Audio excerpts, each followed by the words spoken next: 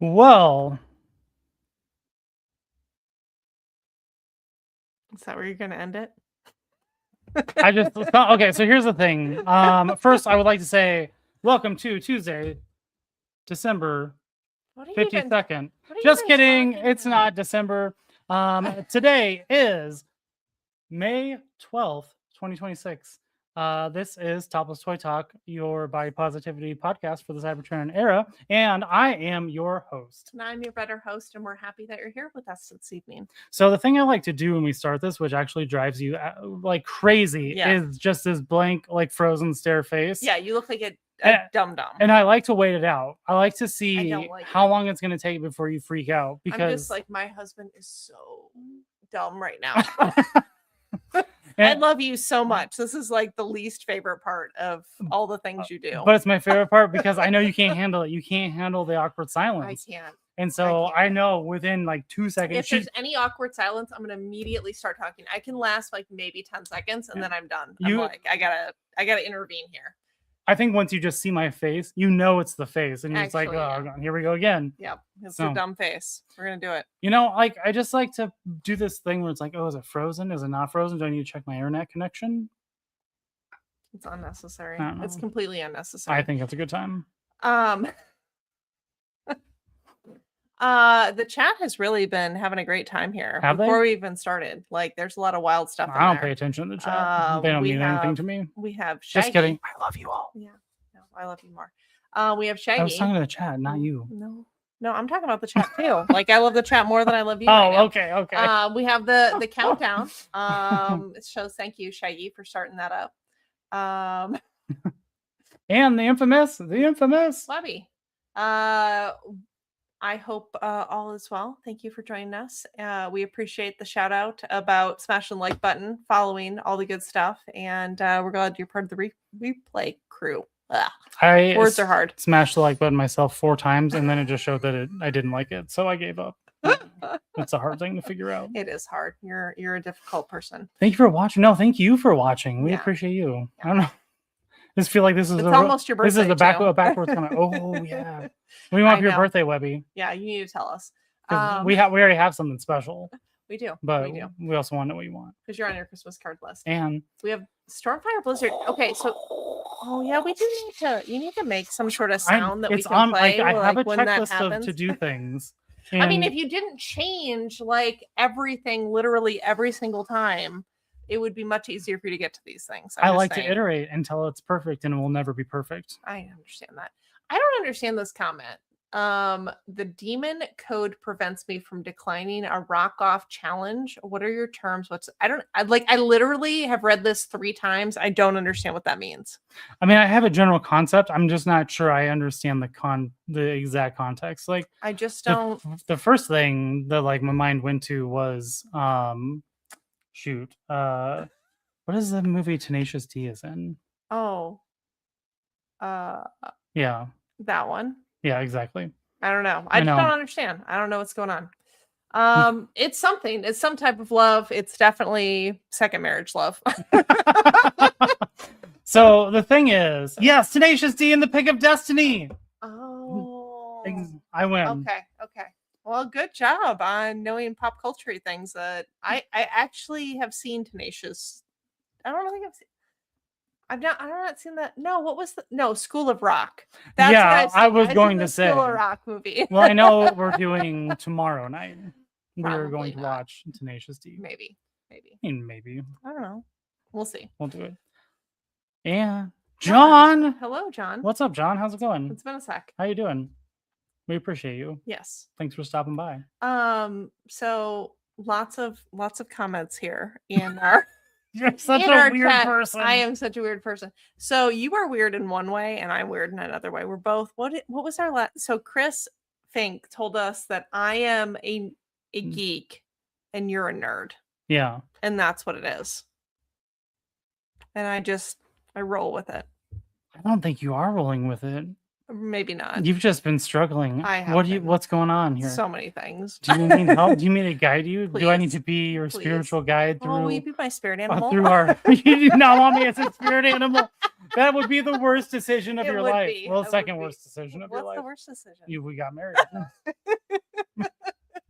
Combine all the finances and then this happened.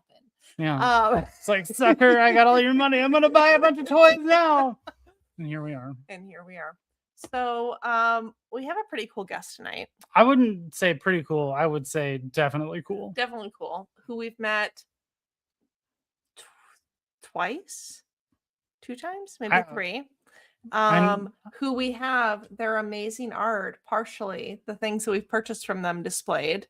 And we will hang out with them here at the end of the month because they will be at the Des Moines Con. So before we move forward, Fanboy Prime is definitely rage baiting me right now. We will get into this here at some point. Yes, there are some updates on the Mezco beef, and I have not direct messaged anyone on the executive team of Mezco here in just a sec, but it may start up again. Yeah. So LinkedIn Premium has it. Are you not still subscribed to LinkedIn No, Premium? I canceled LinkedIn Premium. I did 1 month of LinkedIn Premium. Right. I am though really bad at canceling subscriptions. So I know you are. I have to know. tell you. Yeah, I know. You because that's why we have to watch Caleb Hammer because I have a hard time. You like to subscribe to things as a support support people. I do. But then you never want to not support them when they are not meeting your needs and or providing. I'm like a sucker. Again, I will if you knock on my door, if you send me that, I will subscribe forever. Yeah. Like speaking of subscribing, Dave. Hey, yeah, I know. There's actually not any new Mezco drama. It's just the long term one. But Sarah will forever be subscribed to Dave's page. Yeah, there will be it will never end because it won't happen. Awesome. Do we want to bring our guest in? Do you want to? I do. Are you ready? Yeah. You think we should do it? Set, go. Hold on. I'm watching. Count it down again from like 6. 6. That's a weird number to start with. 6, 5, 4. Too slow. 3. Hello. Hello. I just had to get to the sound. I was going to try to do like a cool thing, and in 3, and my eyes turn around. I'm just like, cool thing aborted. I love it. Thank you for joining us here today. For those not familiar with you, who are you? What do you do? How did you end up on this? What's your mother's maiden name? Your last 4 of your social security number? Elementary school, like any of that really important information that you might have to enter as a password. Like anything that's like, what's your secret question? We like to know that stuff. Yeah. Like if you were trying to guess my credit card, like what image I would pick for absolutely for my security code. Sure. But we definitely won't use it for that. Never. We're honest individuals. Okay. All right. Well, anyways, it's this. Well, thanks for having me on. I am A. Hoppus Straws, aka Adam Hoppus, and I am currently an artist and designer, but it's been a pretty varied variety of a career. And but I've spent most of that time as a professional product designer, working for a pretty large corporation, and have spent most of my career designing kids stuff. So at some point in time, if you've bought something for your child, there's a chance I may have worked on it or designed it at some point in time. But then also I do a lot of shows where my full-time fancy design job bores me to tears. So I'm always doing my own personal stuff and keeping those art muscles tight. I like it. Now, we did have Dave in the chat who was asking where your shoulders are. And I do have to say, you came in really strong here for the chat. You bought you worked out just a bit to get ready for this. So been prepping. Yeah. Yes, it is a flesh shirt. Ironically enough, when I take it off, I'm still wearing a flesh shirt. So it's kind of pointless, I guess, at the end of the day. It's fantastic. That's But yeah, actually how I ended up here, as you said, we've met a few times at, I believe, Des Moines, like you said, where you've purchased some of my fun stuff. And I think Mr. Wheeler, Mr. Dave Wonder, helped put us in touch for the show. And I'm a sucker for talking about toys and toy life and art life, and that's pretty much most of what I know. So anything outside of that, I'm gonna have to Google something on my phone real quick. So. I love it. I'm gonna redo all of our questions real quick. Yeah, just real quick. So my kitchen sink has a little bit of a leak, like a little bit of a leak. Like, what do you know about that? Oh, for the kitchen sink, you just want to. First, you get a gasket plan. Oh my gosh. So sorry. I'm gonna derail this already. I'm going to derail this immediately. So this man's best friend works for a company that does plumbing and heating and cooling. I know where I have to go. I know where you're going. So anytime there's any sort of like plumbing, like furnace thing, he's like messaging his friend Justin. Why do you know somebody for like your entire life if you can't just be like, hey, how do I, like, is there anything I need to do before I pay money? But it gets so good. So, Midwest, right? We got a crazy amount of snow last year, like a total, like crazy amount. And we had this snow drift and our furnace stopped working. We couldn't figure it out. And so he's like messaging his best friend, like, hey, like, Justin, what should I do? Blah, blah, blah. And Justin's like, oh, hey, like, I'll send somebody out. You can work on it. No, it was no. He was just like, yeah, just check A, B, and C. And I checked A, B, and C, and it was no problem. But it was because the snow drift had gone over the outtakes. Like the outtake. And then when we went out there, but he didn't tell me to go check the outtake. He's like, oh, like, go into your furnace and like look at A, B, and C, right? It wasn't like, hey, go outside, bro. And yeah, like, it wasn't go outside and check the number one cause for this. No, his wife did though. Yeah, after we already paid. We paid like $150 for somebody to come out and be like, oh yeah, you got some snow over here. Yeah, that's I always say, like, if I ever get fed up with this art whole lifestyle, I got to go into some kind of home repair. Because anytime I ask anybody to come over, they're like, oh, you see, you just got to jiggle this thing. $4,000, please. And it's like, yeah, exactly. No, I'm in the wrong business. So the other example, and this one's going to make me sound real dumb, but apparently garbage disposals have a reset button. Did you all know that? Like, if your garbage disposal is not working, there's a reset button that's at the bottom. At least most like modern ones should have like a reset button. We paid so much money for someone to come in and push the reset button. I tried. I Googled this one. I went to AI. I was like, AI, help me out. Like, is there any things with a garbage disposal you can troubleshoot with me? Those are ones where I, as a fully functioning adult, I just have to be like, you know what? This is my ignorant expense. I don't know it, so it's my punishment that I have to pay this money to have somebody else do it for me. Yep. Now I know, so I don't, now I can charge other people and do it for them. So this is your home improvement podcast, brought to you by This Old House.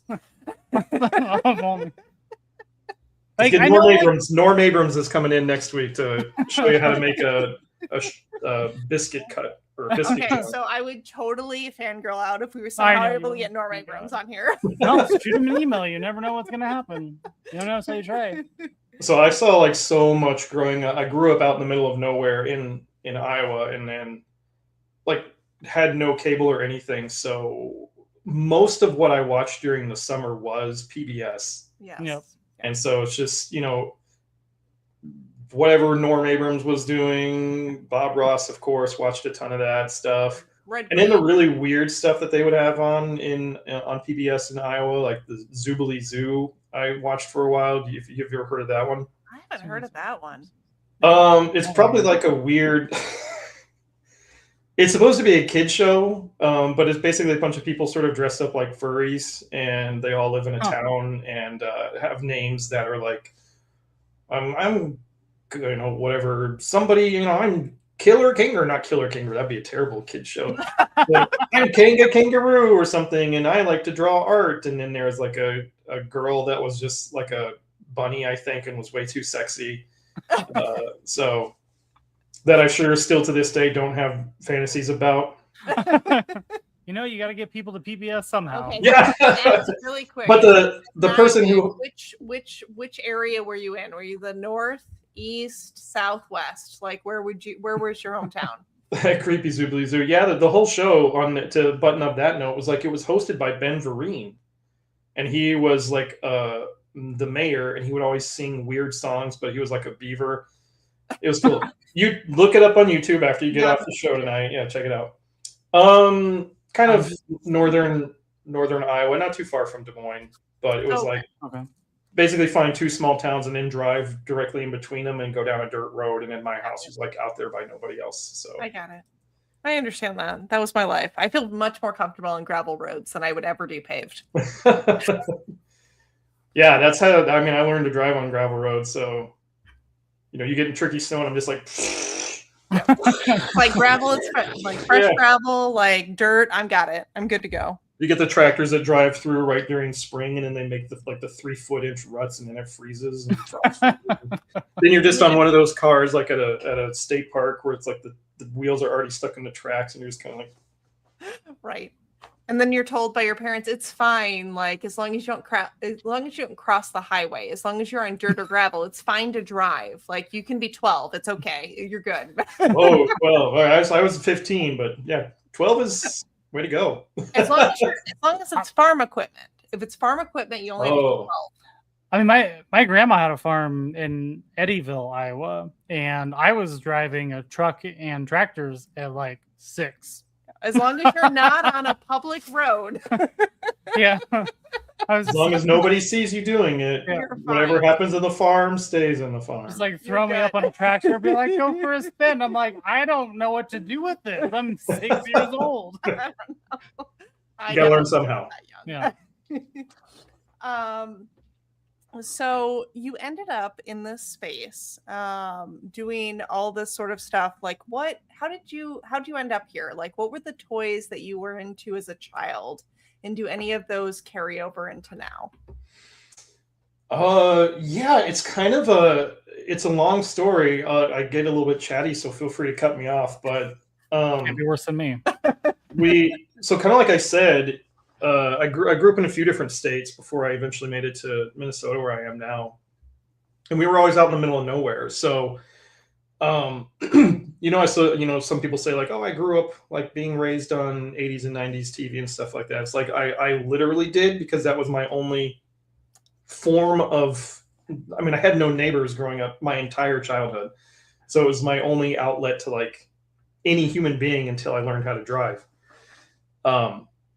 So just watched a lot of animation and didn't get into comics really until I was more of a teenager, but was always just so fascinated by it, and kind of, maybe it's just genetics or whatever, but I was naturally drawn to anything like toys or action figures. Transformers was what really hooked me as a kid, but kind of bigger than that, like anything that transformed.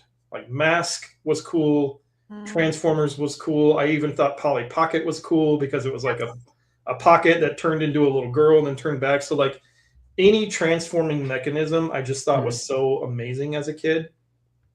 And I really got into that. And then kind of at the same time, I would doodle and sketch a lot, but I didn't do a lot of drawing until like a little bit later in my life. But I remember my dad had a computer, an old like Tandy 1000 or something like that, like the oldest computer, right? And it had some really rudimentary graphics programs on there. I remember playing with those as a kid, and so I always sort of joke like I became a digital illustrator at like 6 years old, because that was playing around in this computer and this program. And like all of those pieces all just sort of started to combine. And then I remember watching the old, do you remember when Disney used to do they had the Disney weekend movies or weekend, like weekday movies or something, movie of the week. And what's his face? Michael Eisner would get on there and he would be like, now this movie, blah, blah, blah. And then they would show some great ones like Mr. Boogedy and like all those.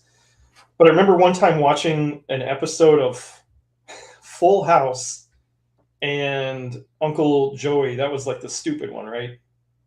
He Yes. he went to go visit Disney Studios for some reason in this episode, and they showed an animator like drawing the animation pages. And I think I was probably, I don't know, like 8 or 9 years old, and I didn't realize like that's how that stuff was made. And just like in the movie Ratatouille, when he eats 2 bites of food and like all the things start happening in his head, like that's what happened to my brain. It's just like, whoa, like you draw cartoons and you draw comic books, and then kind of like it clicked, and I saw artwork on toy packaging, and I was like, whoa, like somebody probably drew this picture. And so it really started me down a whole pathway of just being obsessed with art and drawing and toys and like all of that stuff combined together. And it really continued and continued and continued. And then I got into comic books a little bit older. I remember, I think the first technically the first comic books I ever owned was, we did a family trip to Missouri, and I found a copy of California Raisins Adventures. Oh man, California who did those? Who did those little? Was that? I haven't thought about the Was raisins that for a long Burger time. King? Who had the little California raisins that Well, you it's could California raisins. get? No, it was some like No, yeah, I think it was a fast food company that had the little California the little raisins. plastic figures. Do you Yeah, remember what I'm talking about? Who did that? I'll look. Sorry, I don't not mean to sure. derail you. I just remember I had some of those, but I definitely got them from like Burger Hardee's. Yeah. Parties. Yes. Oh, yeah, Oh there yeah. we go. Thank you. There we go. Thank you. Yeah, Hardee's used to dominate the little kids figurines because they would do sort of the weird off stuff. But And no, they that's had a good point. You brought that up. Like, I was really also like super fascinated by puppets and stop motion animation. And that was kind of like the time of like Will Vinton doing a lot of his California Raisins and those like early claymation specials. I just thought all that stuff was so cool. Like all of it was so amazing. I watched so many movies that I shouldn't have watched because they had puppets in them. But that was what was great about the 80s, is like every evil creature was a puppet, and I'd be like, a puppet. And then I'd watch, Gremlins at like 8 years old, and I was like, nope. Or you'd watch The Dark Crystal and you're like, what is going on here? This doesn't seem quite right. Oh, Dark Crystal didn't really bug me. It was more of stuff like that would trick me, like Critters or Gremlins, and I'd be like, cool puppets, and then I'd watch it and then just not sleep for a year. So Gremlins was the worst one, though, because they lured you in with Gizmo, and then it had like horrible demon monsters in it, and you were just like a kid sitting there, oh, look, Gizmo rides a pink car, and then a horrible demon monster horde is chasing him, and you're like, Mom? Should I not be watching this? But anyway, so then I got into comic books more, and again, just like living a life out in the middle of nowhere, I just drew, and I just drew all the time. And thought I was going to go into comics, and then also thought I was going to go into animation, and just really like hyper pursued both of those pathways. And then when it got to be, when I turned 16, I actually got my first professional art job. Wow. So there was a local screen printing company. At this point in time, I'd been drawing. I did a lot of like theater and stuff like that in my high school. And every time anybody needed some kind of t-shirt or a t-shirt for production, I did the artwork for it. And so there was like a local screen printer. And when I was 16, I was super cocky. And I went in there and I'm like, yeah, that guy who's drawing all the shirts for all the stuff at school? Yeah, that's me. So you should probably give me a job as an artist. And he was just like, who's this asshole kid? But he gave me a job at the print shop, but kind of like just doing grunt work, like cleaning screens and stuff. But he would every now and then he'd be like, yeah, I just need you to let's like draw this, koala bear kind of, playing golf or something. I was like, oh, yeah, okay. And I would draw it up. And I just eventually started doing more and more and more. So after a couple of years of doing that, I moved full time to the art department at that company. And just like 18 years old, I was already a professional working illustrator. But still, the passion was to get into animation. So I eventually went to college to get into animation, and I ended up going to Iowa State for a little while, and it was okay. I wasn't having a good time there, and I was like, this is super lame, and I just wasn't getting any of the courses I wanted to do, and I wanted to go to like. You know why? It's because you didn't join the farm fraternity. Well, so I don't sounds mean like that's, every Iowa State student. Like, yeah, Iowa State's actually a nice school. I'm not knocking the schools. is. Like for the art education part, it was all just like fine arts kind of nonsense, and so I got to the point where I was like, I'm going to quit college, or I need to figure something else out. And luckily, my dad was just like, please, dear God, like don't quit college. You've already got at least a couple years in. So that's when I made the choice to come to. Well, sort of like a few different directions. I was looking at California, I was looking at New Jersey, and then I was looking kind of like very last minute. My mom was in contact with a guy who was at Minneapolis College of Art and Design. And they said, well, they've got an animation program here. So literally it was kind of like 2 weeks before school was going to start. I applied, got into the school, and finished up my schooling there, focusing on animation, kind of primarily illustration, kind of primarily. Then I started getting into graphic design. So I've always just been like super interested in pursuing all these different pathways.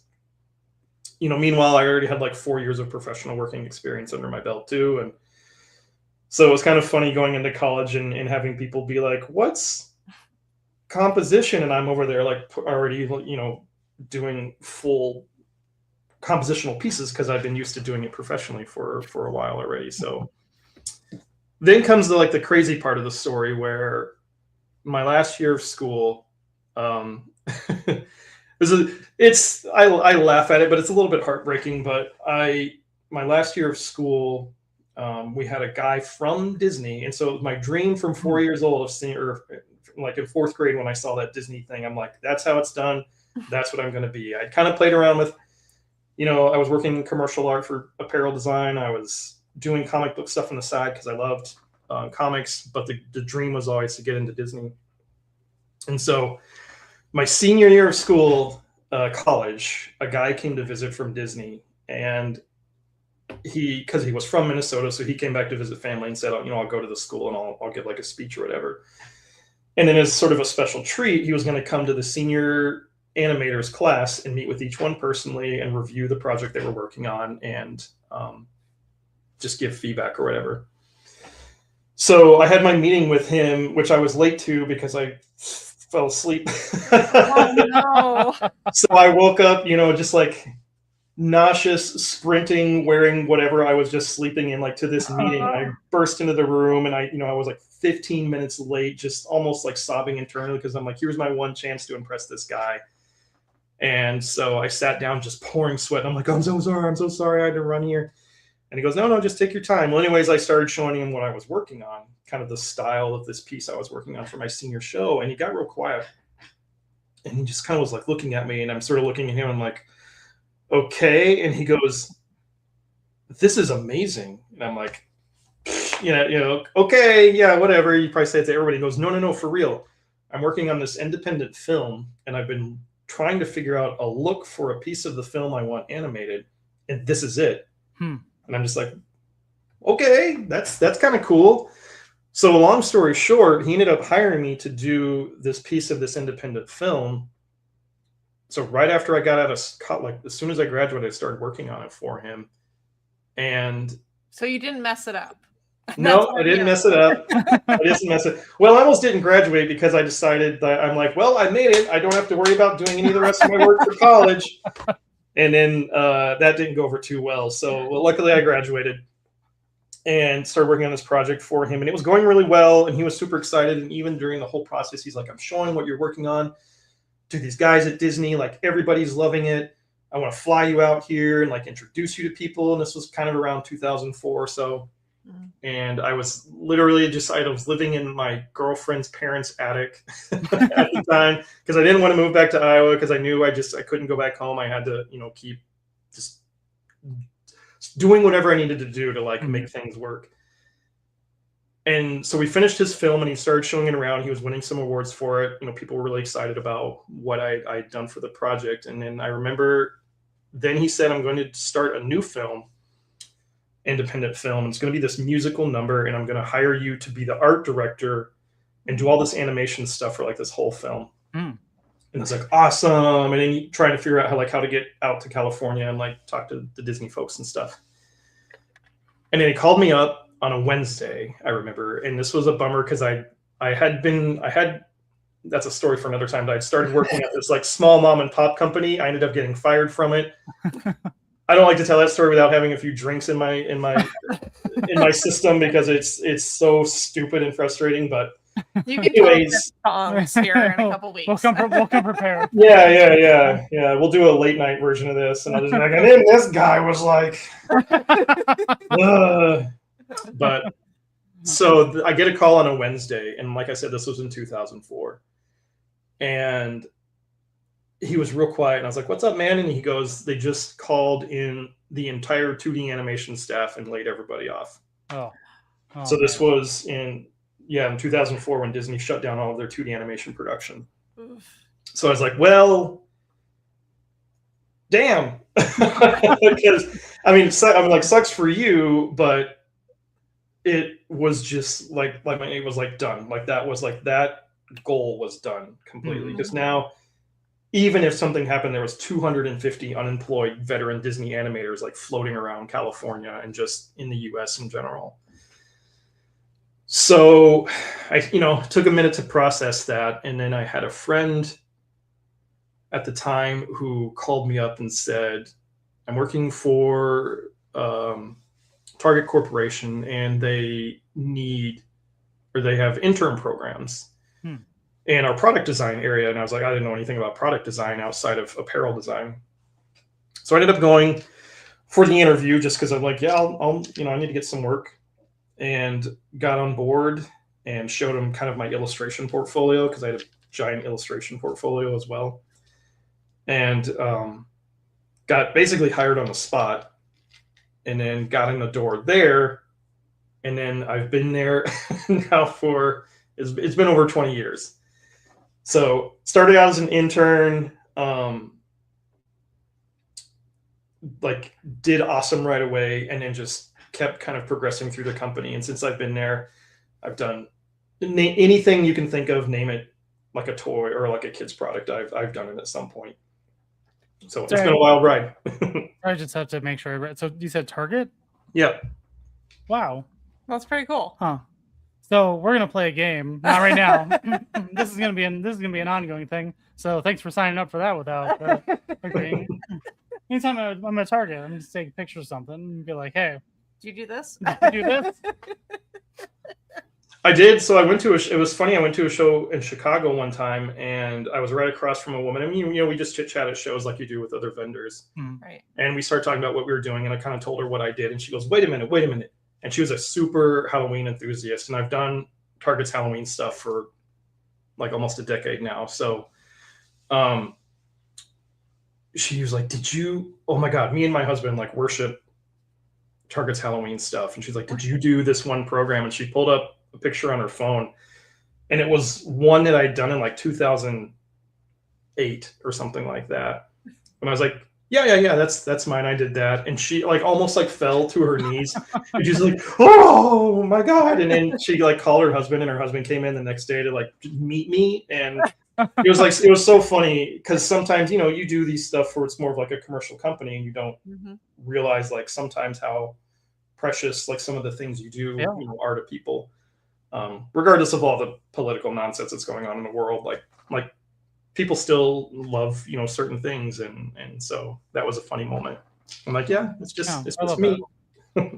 No, that's pretty fantastic. Because like even corporations need good people to do good things. Yes. And I would say corporations especially need good people to do good because things. they could just like hire bad people to do mediocre things or mediocre people to do bad things. No. And that's not going to work out very well. Yeah, and that's Rob, if you're familiar with it too, it's hard, one of those things too, because you watch any corporation and like fill in the blank of any corporation, something happens and they get just this terrible press, but there's so many genuinely really amazing people who are genuinely trying to do like wonderful things, and you just get one wrong message gets out there, or one, bad CEO makes one weird decision, and you're just sort of like, what do I do? What do I do now? Story of my life. Corporations often I feel like empower the people that how can I say this? I'm gonna say it is that they can say really fancy words that don't mean anything. Yes. If you can eloquently speak, yes, and use buzzwords, you will often go straight to the top. Yes, in a corporation. It is definitely an art form to say very large things that don't mean, very large, complicated statements that don't mean anything. Yeah. And if anything, like my Achilles heel is probably why I don't play most modern video games. It's just like over complexities of things. Like, give me just a basic Zelda any day where your weapons don't break, and I'll be happy as a clam. Yeah. Just tell me what you need. And there's no crafting, yeah. And I've definitely have gotten myself in situations of like they'll walk into a meeting and they'll be like, giant explanation, and I'll be like, what are the 2 things I need to know? I love that. I mean, like, get that guy out of here. The world would be a better place if we all operated like that. Just tell me what I need to know, and let me go on my way. I wanted to switch over here to our we need to do our little like Patreon. Oh, yeah, you want to do that real quick? So do you want to flash that up here? Da-da-da-da! So I'm trying to keep this one here on track here because we're supposed to do this sort of stuff. So thank you. Thank you to our Patreon supporters, Fanboy Prime and the Crop Modification, for supporting us. If you would like to join the boob, the body of official bodies, this is our QR code. So, and if not, that's fine too. Too bad for you. Suck it out. Yeah. No, we got lots of fabulous things that, depending on the level in which you join, you could so much as get a drunk dial from us at a random, inconvenient time. And while we're talking about QR codes, so I'm gonna throw one up here on screen. This goes to your Instagram. I can change it if you would like, but I feel like your Instagram had links to your other things, to your website, and your other website, your shop. There you go. That's what I was looking for. So, scan the QR code. Oh, here, scan. Yep. And follow, and I'm gonna put some links in chat for you too. Yes. And while you are doing that, I'm gonna ask a couple of lightning round questions. We need to restructure this lightning round because we are way past lightning round. I know, but I like the lightning round questions, even though we're 45 minutes in, because they're really good ones. And I did use some of your artwork to be like very specific to help me with this, with some of the questions. Okay. So, Dark Crystal or Muppets? Just what do I like more, or what would I draw? What I like to draw more? However you want to interpret it. I would have to go Muppets. I mean, Dark Crystal's so specific, so you can do like Muppets are so varied and fun. I like the Dark Crystal. It's just like it's a very weird one. We recently bought. Had you ever watched the Dark Crystal? I had not until we watched it. Yeah, I recently bought it, and it's such a weird. It's one of those things where I watched as a child, and now I look back, I'm like, oh, I don't know if that was really like a kid friendly show. When you look at the deeper meanings there, yeah. like that was a little advanced. There's like a whole. I mean, that's a whole conversation in itself. I just think that. So now, as a parent myself, sorry to interrupt the lightning round, but there's like things where I'm so much more cognizant of like what I watched as a kid and what I was prepared for and what were the outcomes of that versus now having a daughter and being like, you're not quite ready for this, and then doing sometimes things of just like, I'm gonna test this out with you and like see how you react to it. And there's been some stuff, granted, I'm a boy. I grew up as a boy. She's a girl. She's growing up as a girl. The feelings and emotions very different. Is very different. So I'm learning that as a dad as well. And it's great. But her and I are super great. So it's been fun. It's been interesting. But there's stuff like, like I said, like I watched Gremlins when I was probably like 6 or 7 years old, which a terrible idea. Like, who let me do that? And for her, you know, I like kind of like what you just said. It's like Dark Crystal is amazing, and I would let her watch it someday. But at 6 years old, like, no, she's not going to get it right now. I mean, as an adult, I'm not sure I even still understood it. Well, that's a whole other conversation. I'm also very dense and not that smart. So if you don't explain it to me, it's not going very far. Shaggy's got a good question for you. Are you the one that designed the Halloween stickers last year? For Dave. Yes, I am. Very cool. Very cool. The man of many talents. Yes. You have taken away my script here. Oh, your questions? You My want those back? questions, You want us yes. I to- only got through one lightning round question. No. I know. And finish. Moving on. So, and I did take some really strong inspiration for lightning round based on your art. So, Power Rangers or Teenage Mutant Ninja Turtles? Oh, TMNT, without a doubt. That's right. So, are you going to see the voice actors at Des Moines Con? I don't know. You know, I'm weird at shows. I'm not a celebrities person, even though it's cool that they're there. I just kind of like to hang out at my table and like talk to people. Because I work from home, and so it's just like it's my weekend to actually communicate with other human beings. So that aren't 6 years old. So I don't know. I if you've been peeping at my Instagram lately, I just did my first like big full size screen print poster. And I mean, I could flash it here on the camera too. And it is, of course, one of my favorite things to draw. Ooh. So it's a 7-color screen print on hollow foil paper. And I was kind of like, yeah. I was kind of thinking like, man, maybe I'll bring, 10 or so to the show and see, because it's a little bit more expensive. And then I realized that the entire cast of TMNT was going to be there, so I'm like, maybe I'll bring more than 10. I can see that, because we've been trying to figure out if we're going to get their signatures on anything, and we just haven't quite figured out if we're going to do signatures, but maybe. I mean, I'll be honest. I think I often have a hard time finding things at shows to take to get signed if I last minute want to get something signed. So I don't know.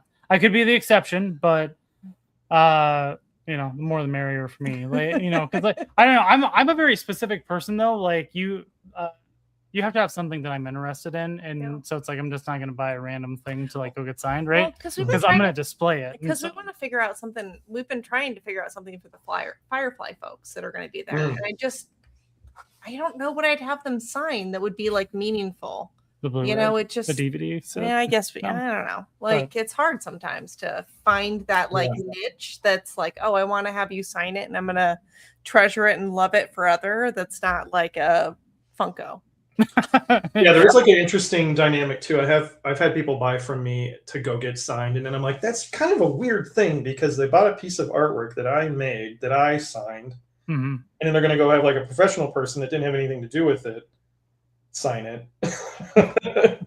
Sign the artwork that I made. I don't know. It's whatever. It's like to each their own, right? Everybody does what they're going to do.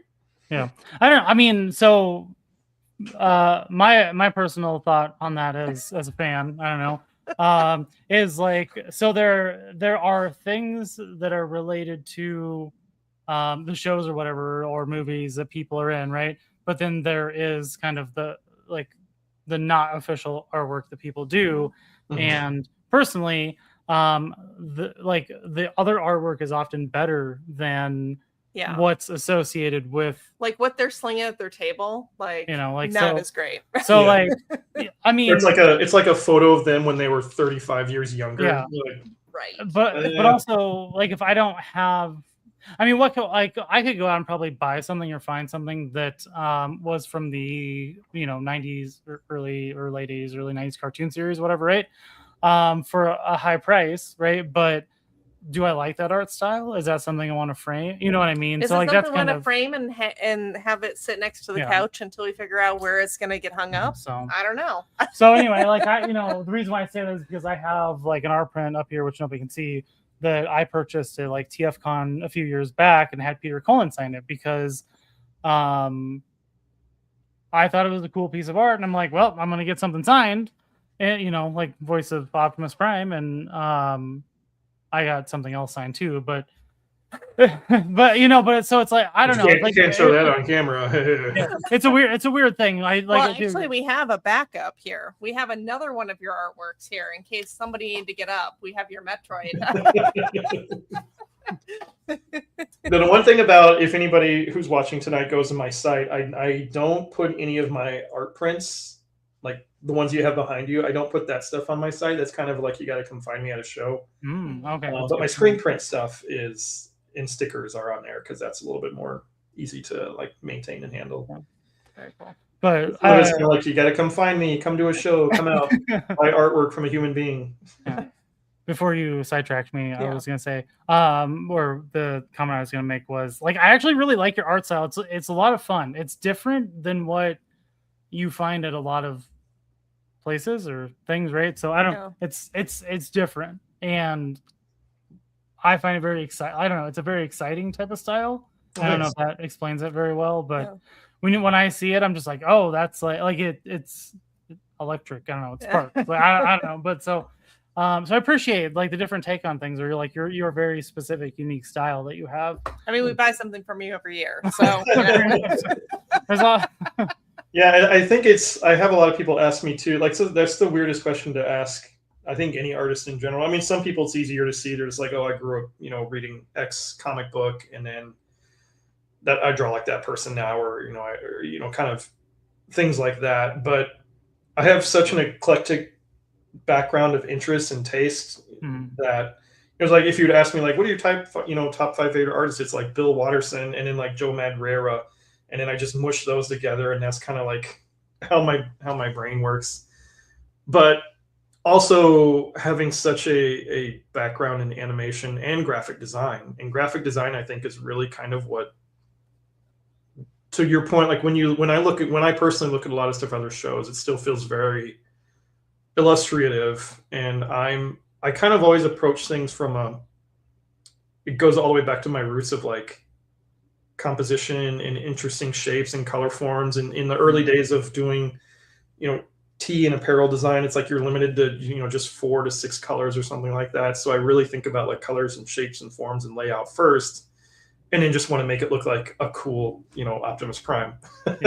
Well, and I wonder too, like as a fellow rural kid, like, do you think that maybe helped influence that? Because you only see like dirt and grass. Well, no, because you only and corn too. But like when you have a limited palette, like you have to work within that like limited space. And do you think that's helped with your creativity at all?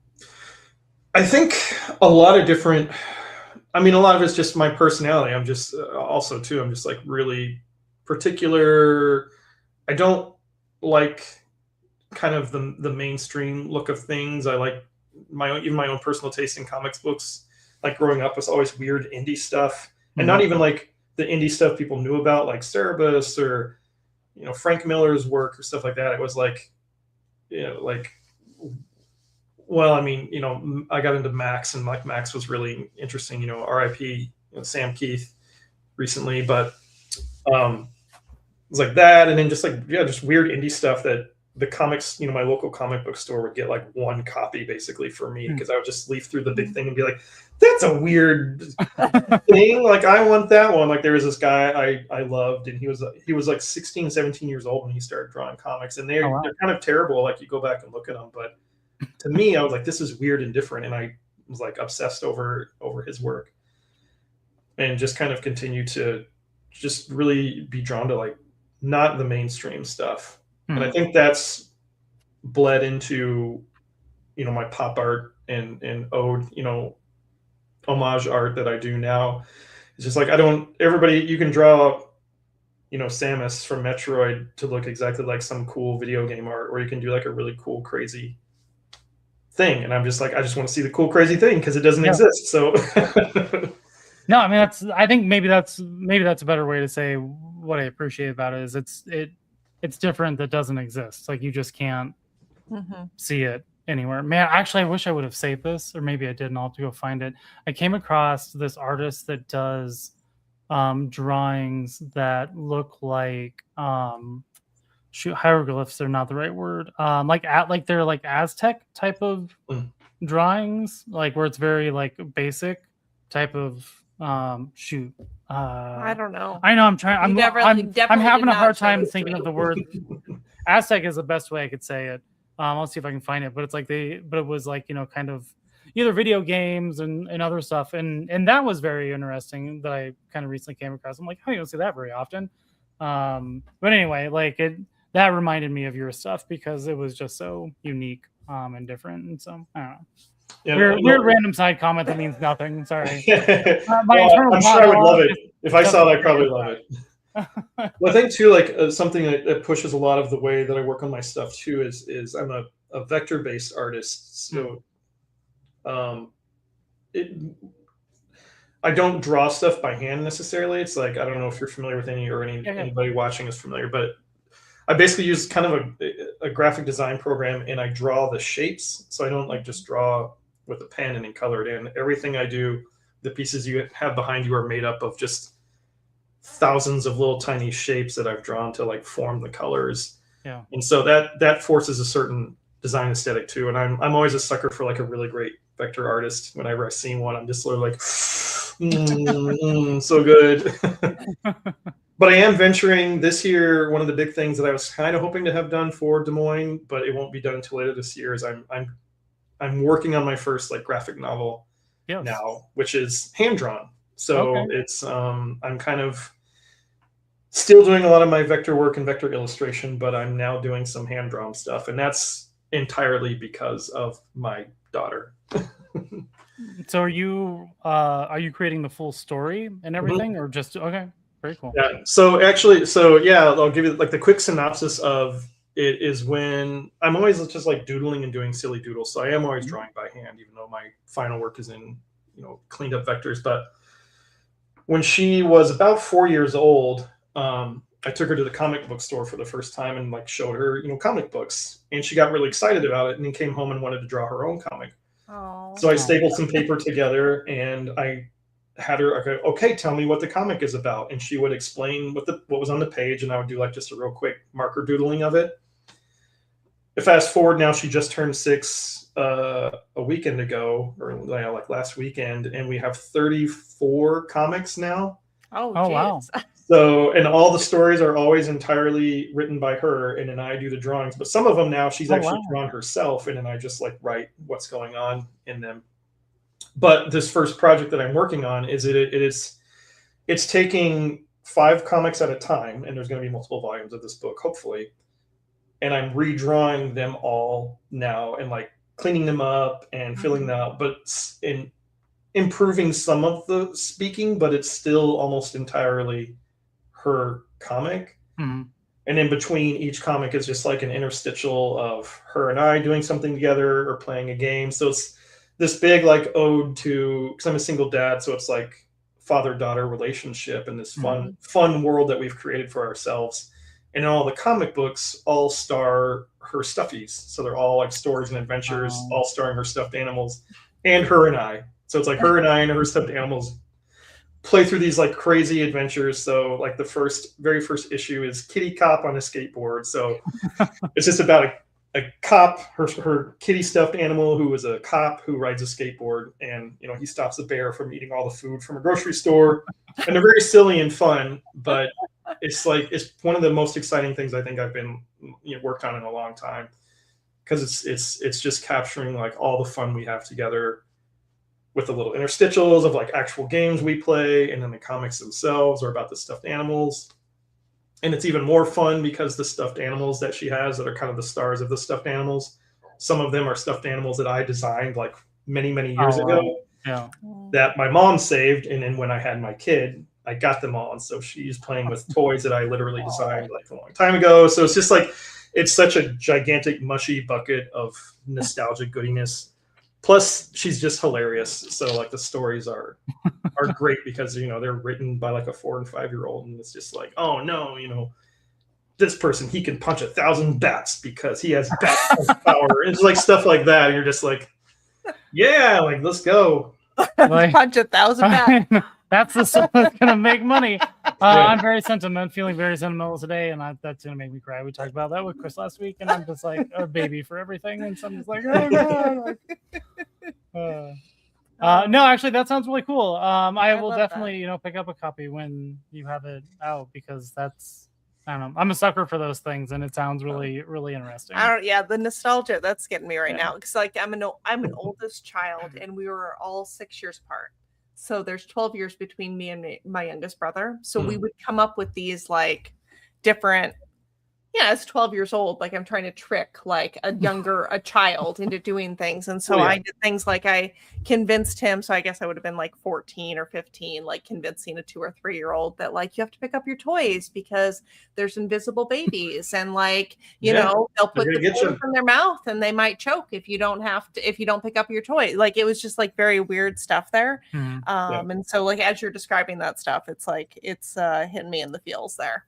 Yeah, it's super fun. And it's been a little bit tricky because all the original comics art, I had to do a little bit of flip-flop because like, for example, it would be, whatever kind of fun license. We don't do a ton of licensed stuff in the house, but she would kind of be like, oh, it's the Teenage Mutant Ninja Turtles are going to go on a picnic. And so now I kind of have to change to be like, oh, the Stuffies are going on a picnic, and like do a few things around like that. Or at least they're like, oh, the Ninja Buddies are going to go on a picnic and kind of swap out some things there. But yeah, they're really funny. And to that, I just love we kind of said this, I think, right before either the beginning or right before we jumped on to the podcast together, about something about just the preciousness of the imagination and the no filteredness of being a child. And it's been probably one of the most amazing things about, I kind of became an accidental dad. It was COVID,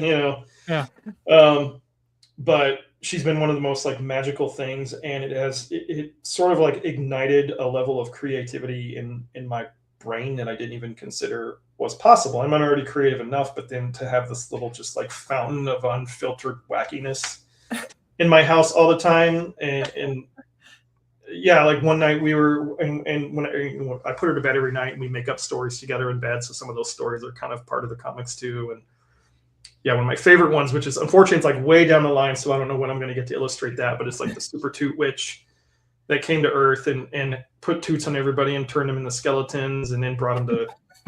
She was going to bring him to Skeleton Planet, but that was a trick. It was really Toot Planet, and I'm just like, oh, I love this so much. Like this is it's better than any Disney Marvel movie that's been out in like the last 10 years. So I can't wait to see the Super Toot Witch on the big screen. Just send me the Kickstarter. I'm in. Do you want to? I'm probably going to self-publish it first, and then I want to see if I can get a publisher to pick it up and get it out there in the world. That's very cool. I wish I had that level of ambition. I mean, no, it's not that I don't. I wish I had that level of creativity. It's execution. Something that childlike mind, man. Kids can just come up with anything. So before I get too derailed and forget on things, so comics. Do you still read comics? I do. Kind of, yeah. Okay. I wasn't sure if there's anything that you're reading currently or recently that you're really into or would recommend. I recently just got into comics, like so. You have acquired so many comics. I've acquired so many things. Period in a short period of time is ridiculous.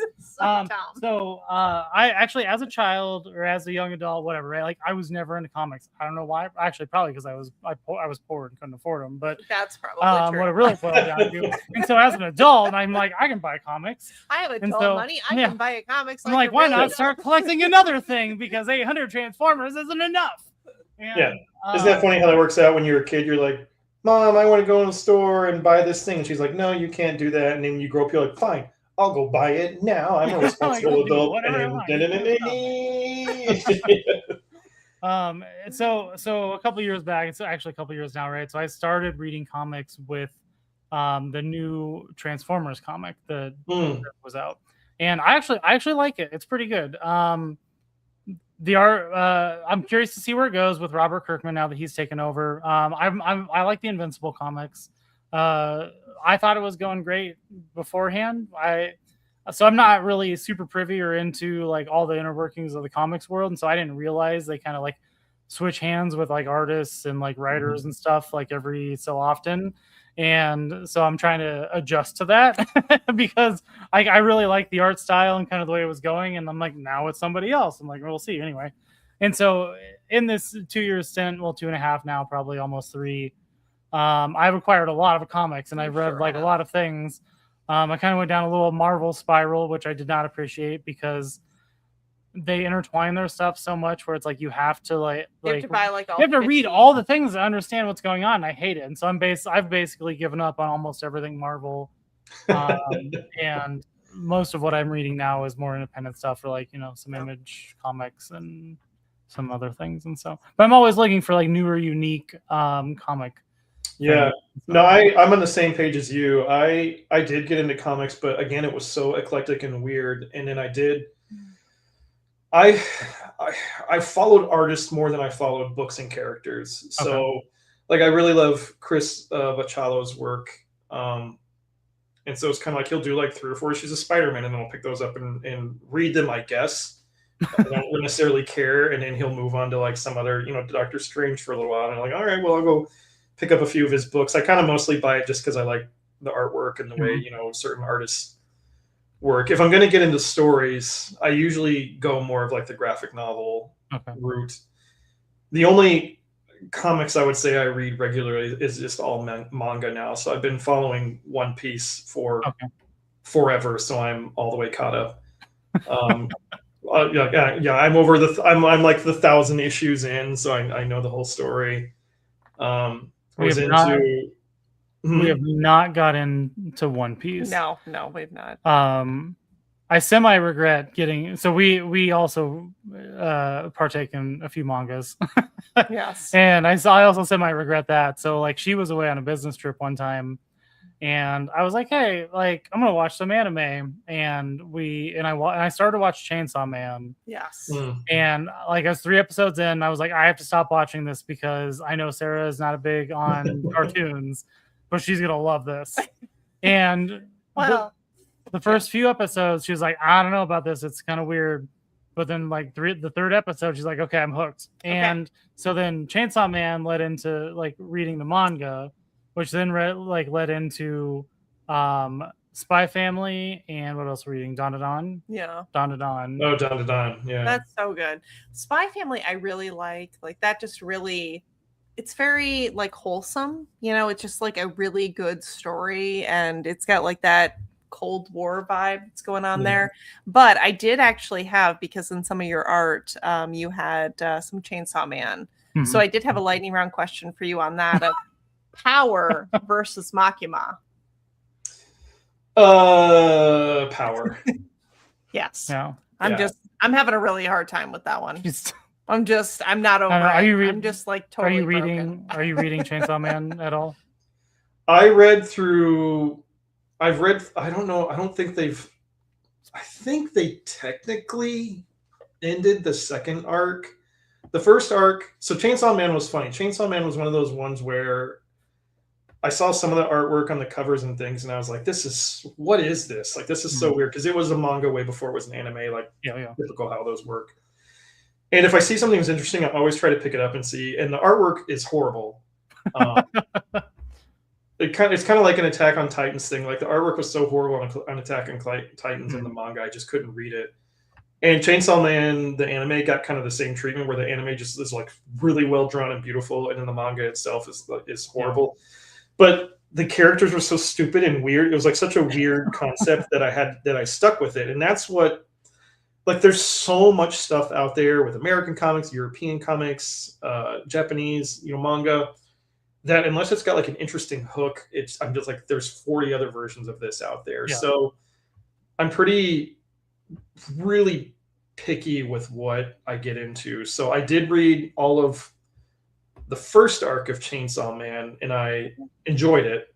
The 2nd arc is so... I'm just not having The second arc. It's like so meandering. I like to spoil things, and so I just wasn't sure how far. People haven't watched it. I'm not sure I like this next arc. Yeah, it's just really meandering and strange. And I felt like there was things that's always disappointing when there's things they resolve and then you go back and you're like, well, why did this character just reset and you know is like this again? So Chainsaw Man Arc 1 is really fun. Chainsaw Man Arc 2, I'm kind of like meh if you can read it if you want. But I really liked Boku no Hero Academia. So My Hero Academia, I really liked.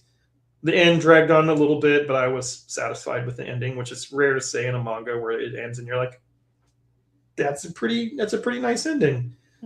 Did you watch the anime? Yeah, now that was wondering, like the anime was pretty good too. Did they deviate, or is the anime true to the manga?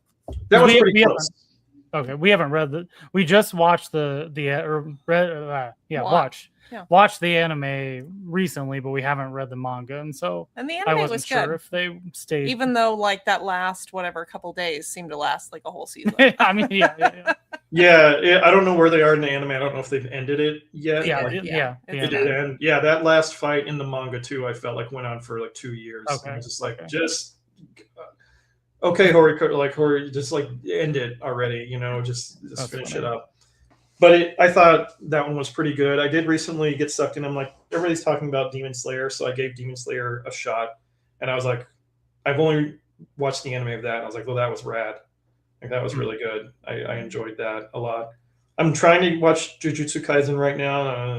Jujutsu Kaisen is tough. Like I want to like it, but it's just. I like Demon Slayer more than Jujutsu Kaisen, but I don't mind Jujutsu Kaisen. Like it's weird. Like I'll watch it, it's okay, but it's I don't know. If I had to choose it versus just about anything else, I'd choose the anything else. Yeah. And I've picked up a handful of other ones here and there. I'm a massive Studio Trigger fan. If you know that Japanese studio, they do like. Again, it's like all the weird stuff that's not super mainstream. So they did Kill la Kill. Oh, okay. And it's a bunch of guys that left Studio Gainax who did did like Furikuri and Gurren Lagann. So it's like I have all this stuff in my artwork. So it's always fun when people flip through and they're like, "Is that Gurren Lagann?" And I'm like, "Yeah, it is." So we tried to watch Kill la Kill and she wasn't quite into it. We'll go back to it at some point. There's a lot of like anime where the first time I watch it, I hate it. And then he has to like circle back. Then I'm like, no, you'll like 6 to 12 months later. And then I'm like, okay with it. I don't know what it is. There's some sort of defect in my personality when it comes to anime where like the first time I watch it, I immediately am like, no, this is stupid. I'm not gonna watch it. It's a challenge for me because you are not into like any of this, right? No. Like you would never just go watch an anime or read a manga or a comic on your own. No. Like so it's like that's not your scope. I never watched any Marvel. Like we've said this many times. Never watched any Marvel, never watched any anime, like none of that sort of stuff. Because I'm like, I'm an adult. I don't watch that sort of stuff. Like, and now I'm an adult. Are you? So you say that, and then you like try to watch any sitcom on TV at all, and you're just like, you know what? I'd rather just go watch a bunch of ninjas kick each other's asses. It's true. It's true. It actually has a better storyline than this dumb whatever this stupid sitcom is. Somebody put a comment on there. I just want to make sure that I address it for Johnny the Homicidal Maniac. Oh yeah. I didn't really discover that. That was like a fun indie one, but that one kind of was like of course after Invader Zim got such popularity, then went back and looked at that. And I don't know, his stuff was okay. It's just like the screamy crazy stuff I wasn't super into. He had he's got some fun design aesthetics to his work. I like Zim more than I liked Johnny. But yeah, Zim was also cool. Zim was like, there was a fun point where a lot of real interesting stuff started coming out. It was like, I don't watch a ton of stuff these days. Like my watching and reading cap almost ends around the early 2000s. And I just kind of shut off after that because there's just so much good stuff and like so much fun stuff, and it's really well done and interesting. But yeah. So I don't know. I like that stuff. I've been getting into weird, like going back and getting all the or looking into more of the original Japanese versions of the bastardized American versions of things. Yeah. So like Super Sentai. I will say it right now. Anybody in the chat, welcome to fight me. 1,000 times better than any of the American versions. And it's not a cut against any of the American stuff. It's just like the original Zeo Rangers, which is the original Power Rangers, is so batshit crazy in all of the fun Japanese ways that I don't even know, like you can't even compare it. And I grew up on Power Rangers in America, and it was great, and I loved it. And then I found, within the last 3 or 4 years, like they started releasing the Super Sentais, and I got Z Rangers, and I was like, what? I mean, I agree. I think it's kind of interesting how it works out, but yeah, like a lot of the Japanese stuff is just a lot more fun.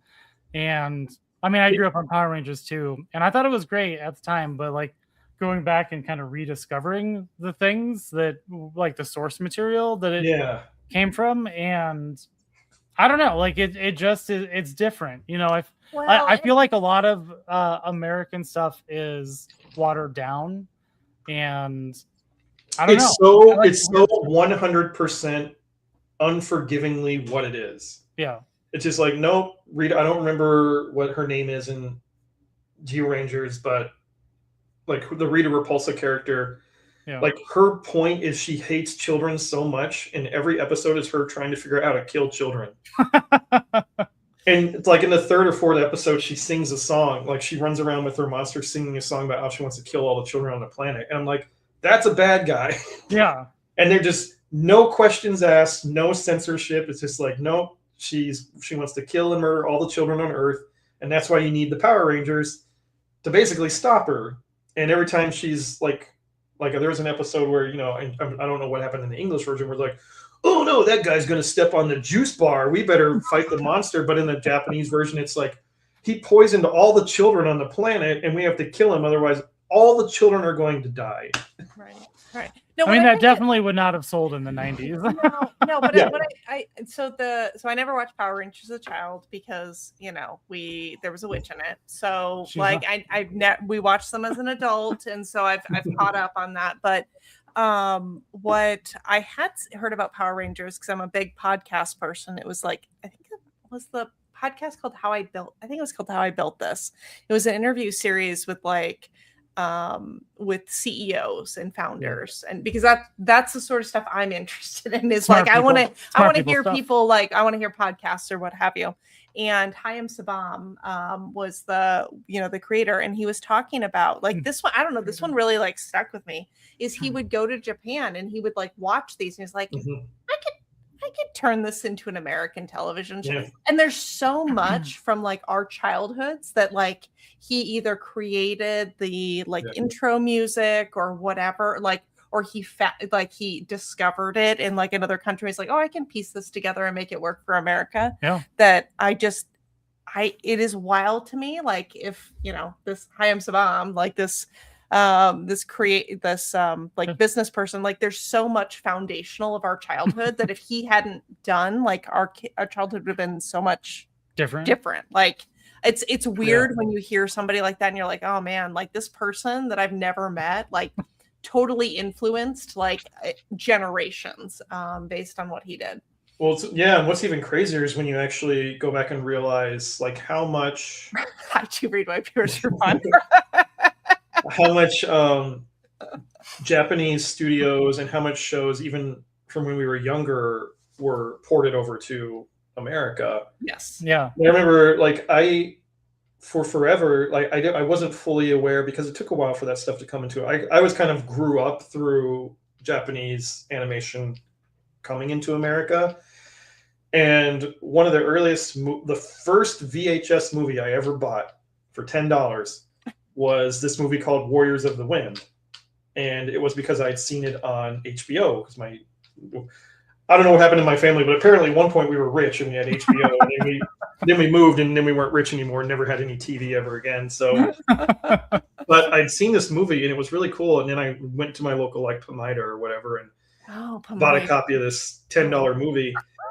And did not realize until, fast forward like 15 years later, that it was a horribly butchered, dubbed version of Nausicaa in the Valley of the Wind.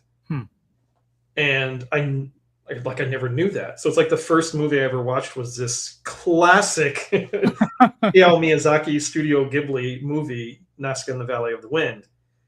And so, yeah, it's just crazy, like going back to all that, that time. Just and what was like, it was funny when I actually watched the full, actual like Studio Ghibli Nazca movie, and saw the additional 40 minutes of footage that were cut out of the version that I had, and then the story actually made sense. But yeah, it's wild. All that stuff is so crazy. Yeah, Are you gonna bring up everything? I am. Yeah, we're gonna. Sorry, I just had to look up really quick what the movie was. So I'm a big fan of like My Neighbor Totoro. I'm not sure how I watched that as a child. Like that's still a little like question. Yeah, I wouldn't, because I don't even think I saw that until probably the mid to late 90s when they were releasing VHSs. Somehow I watched it as a child, and I remember this because it like was very meaningful to me. I loved it, and then I was like, "Oh, we're gonna watch some of the like I want to catch up on the rest of the like movies out of the studio." And so we were like walking around Walmart, and we saw The Grave of the Fireflies. Oh, no. So I didn't know anything about it, and that's not true because we were talking to somebody that basically said it was like later. it's a good watch, but like. No, but that was after. But you're only gonna it was definitely before because we were at Walmart. I said, "Are you sure you want to buy this?" Like because we were told this is traumatic. Okay, anyway. And you're like, no, like it'll be good. Well, yeah. I wasn't paying attention to what you were saying. So I know. They had like one of those like metal cases. So I'm like, oh, I'm all in. I'm gonna buy this like metal case, like Blu-ray. We're good to go. And we watched that. I cried the whole time. I was unprepared. I have not unprepared. I have not even watched it. I've watched a lot of the Studio Ghibli content, even some of the more like subtle, just slice of life films. That one I'm like, yeah, I'm good. I don't need to ever watch that one. I think I'm okay. I know what it is, and that's why I don't think I ever need to watch it. It was actually very good. It was good. Oh, I'm sure. Yeah, I'm sure it's a beautiful film. But I'll probably not watch it again. I don't think I could. Unless I need to cry for some reason, I will probably not watch it again. Like if I'm just like, man, I really feel like crying today and I just can't get the tears out. Yeah. Like that'll do the job. It was a full there were lots of Kleenexes that were used, and then for me, because my grandpa, he was in World War II in the Pacific, and it just kept coming back to me of my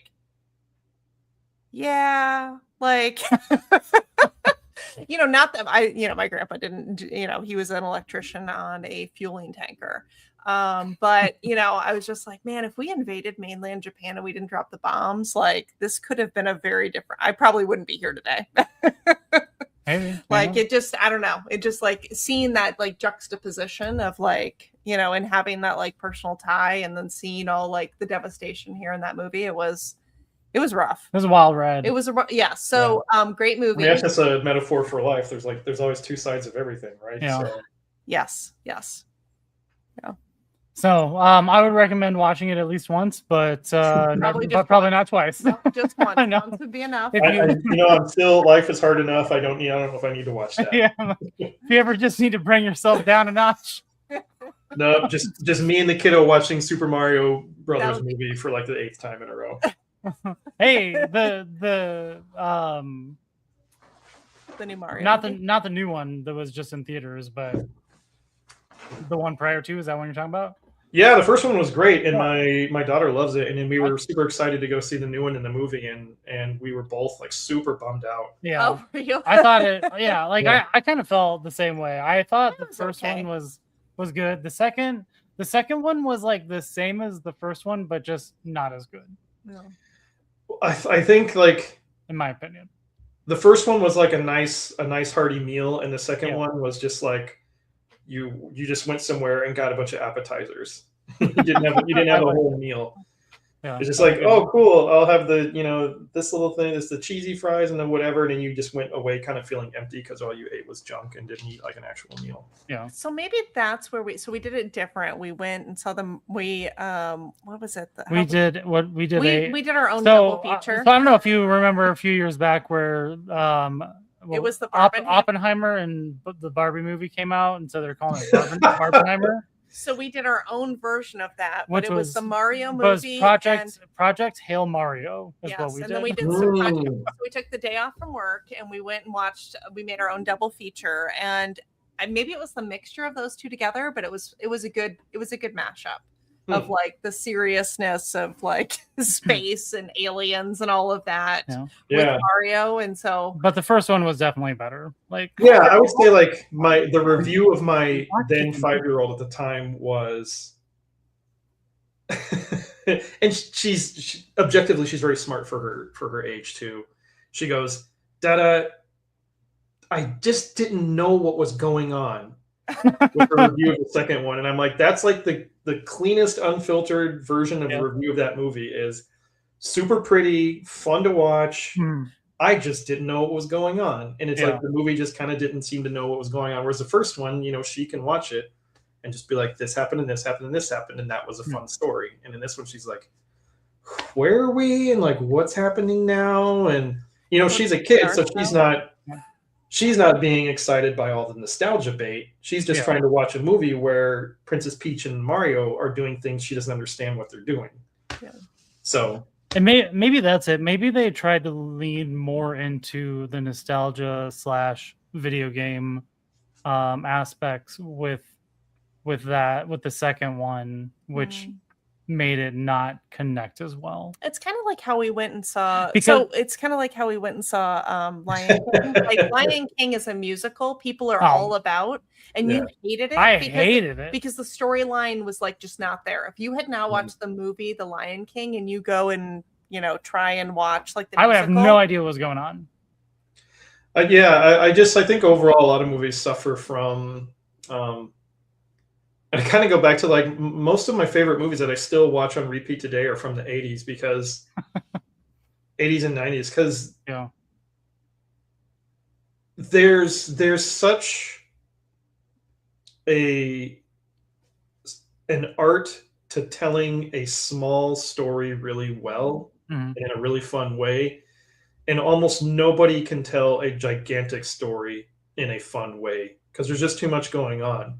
So it's like, think about the plots of like some of your favorite movies from like the original Ghostbusters. It's great. It's these three dudes, they get kicked out of they're kind of hack scientists. They figure out how to catch ghosts. A big evil ghost attacks the city and then they stop it. And it's like you can explain the movie in a few sentences, but the way that movie transpires is like super great. Or this kid randomly somehow is like friends with a scientist and he accidentally gets stuck in a time machine, goes back in the past, has to figure out how to get back to the future, befriends the scientist, kind of completing the loop. It's like these movies are super simple stories to tell. Yeah. But then when you try to explain like any movies nowadays, like, Princess Peach's, sorry, spoilers, anybody's like, sister is this other princess that she didn't know about, so she sneaks off to find her because Bowser has a kid now who's going to try to rescue him, and they have to go to a casino planet, but then Star Fox shows up so they can have a space battle, and you're like, what is this movie about? It's like total nonsense. So I fundamentally believe that like Star Fox was only in the movie because they're releasing a new Star Fox game. Yeah, as soon as he popped up on the show, he's like, they're going to have a new Star Fox game. I was like, they're definitely going to put out a Star Fox game. I've heard they're trying to do. I mean, I've heard rumors they're trying to just do spin-off movies, so they do want like a full Star Fox movie. Yeah, I heard that too. Yeah. There was like the teaser of Samus in the background, which where in the hell is like a Metroid movie? At least we're getting a Legend of Zelda movie, which I'm optimistically curious about. Yeah, I'll be curious to see how that works out. But I would love actually a Metroid movie that's like a rated R Metroid movie, like a legit. I mean, it'd have to be. Metroid. It would have to be like Aliens, basically. I think that could be good if it was put in the right hands. Otherwise, it's just going to be horrible. Actually, no. So the movie, the Mario movie that I still like is the 90s Super Mario Bros. Movie. That, was not really a good movie, but it was like definitely a 90s movie. And, well, I mean, how many movies? Like, there's movies that are just such a hot mess that I will watch on repeat no matter what. Like, give me Tremors 1 and 2 all day. Oh my god, I love Tremors. Like, Tremors is like one of my favorite like movie lines, and it's kind of like so. I also really like Sharknado, because course I'm you a do. big fan of just like really shitty horror movies in general. Yeah. But specifically if there's actual monsters, I'm a sucker for anything that has a real movie monster. And I've tried to get this one to watch Tremors, and we watched like the first or second one, and she's like, "Nah, I'm not doing this. I'm not gonna watch the other 12." No. Or like however many So, there are now. like my default is I like to watch documentaries. Yeah. Like I'm just like really like a boring person in real life. Like I love to watch that sort of stuff. But like all the children's movies, I realize now as an adult we're all like super sad. I loved like A Little Princess. Like that was like one of my favorite movies. And I'm like, Your favorite part in Neverending Story was watching Artax sink into the swamp of sadness. I've She's never never actually seen seen that. Neverending Story. Never seen. And so that's on our list of things. So when I met her, Secret Garden, I love The Secret Garden. Like, you know, if it's a disabled like child, like a parent that dies, like those are the ones that I'm into. Yeah. Like I never realized that I had this like, and it wasn't for like, any like, so it's all the ones that have trauma, like major Totoro, trauma. like, you know, the mothers in the hospital, like, you know, if it's something like around that scope, that's what I was into. as a There's child. something wrong with you. I know. I probably should be taking. Hey, to each their own. There's people that love Taylor Swift, you know. Yeah, And like I she's- can't figure that one out either. So Never seen the Neverending Story or the Flight of the Navigator. No, I've never like, and I seen just that. like, these, oh, like, Flight of the Navigator, yeah, that's a good one. yeah, like these classic movies. So they're on the list. We'll get around to them at some point. I'm just like, you have like. No, fun story is when we first got together, she had never seen like a Marvel movie. This now, was like a badge of pride for me Yeah, too. Like or, I haven't watched any of these things. or a DC superhero movie. So like again, so I made her watch all of them chronologically. That was we so went awful. and but she had like a work meeting one day, and she came into my office and she was like, I understand so much more pop culture references now because of you. And I just felt like my life was complete at that point. Yeah. And so Thank you. You're welcome. Yeah, fanboy Prime just posted on there. Yeah, Speed Racer is a highly underrated live action movie. Oh, It is yeah, amazing. And so the Real Steel is actually really good too. It's got kind of a good father-son story. I definitely have not seen that. Add that to the notes here to add to our list, our ever-growing. That's funny that you bring it up because I just I on a whim watched it again recently, and I was like, this was actually like pretty good. I think one that that got a super bad rap that I think is great was Pixels with Adam Sandler. Genuinely, like the first time I saw it, I was laughing. You know, I was like, "Oh man, this is some good like dumb Adam Sandler humor that just worked for whatever reason in that movie." But yeah, that one's really good. Did you see the Adam Sandler? This is not a dumb Adam Sandler, but it was what was it? Something Gems Exotic. Oh, Uncut Gems. Uncut Gems. Did you watch that Adam Sandler movie? No, I haven't watched too many of his more dramatic ones. I've seen like, I think I saw Anger Management, and he can pull it off. Like he's done a good job. It's just I don't watch a lot of super drama stuff. That Uncut Gems was was a wild ride. Like I was expecting more just like standard Adam Sandler, and that was not.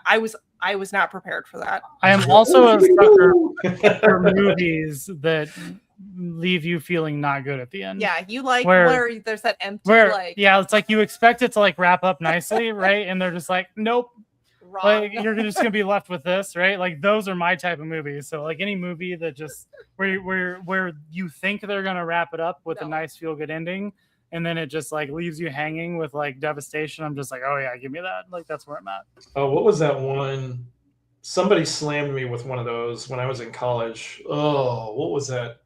Requiem for a Dream. Oh yeah. Somebody was just like, hey, you want to go? No, wait. Am I thinking of the right? That's one with Jennifer Connelly in it. No. What am I thinking of?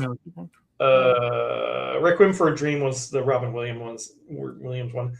No, what was that super just messed up dark one with Jennifer Connelly in it, where there's like everybody was into drugs and. You're not talking about Trainspotting, are you? No. There's another one that was Pie. No. This would have been like in the early 2000s. I don't know. I'm gonna look up Jennifer Connelly real quick. Anyway, it was like this there's just some people I knew in college, and they're like, "Hey, we're gonna go see this movie at a local theater. You want to come along?" I'm like, sure, I'm not doing anything, and I had no idea what it was. Beautiful Mind? No. No, okay, hold on. We're gonna keep going. Yeah, right. Was it Hulk? Oh, she was in Requiem for a Dream. Yeah. Was it Requiem for a Dream? Yeah, Requiem for a Dream. Yeah. What one am I thinking of with Robin Williams? Good Will Hunting? No. I love Good Will Hunting. I don't know why. That's like my favorite Robin Williams movie.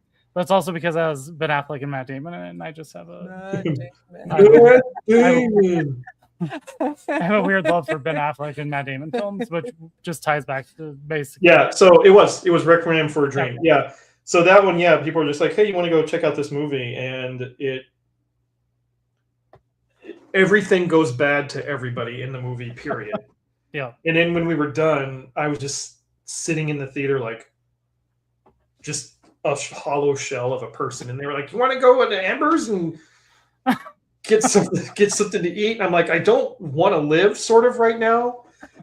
That one.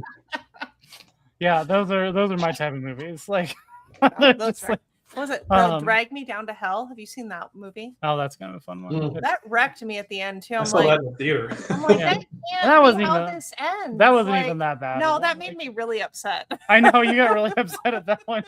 I was like, nope, that's it. It's over. I think that's when you realize that those are like my type of movies. I'm like walking out of the theater like laughing, and she's just like, "Why are you laughing at this?" And I'm like, just a hollow show because it wasn't happy in the I don't know.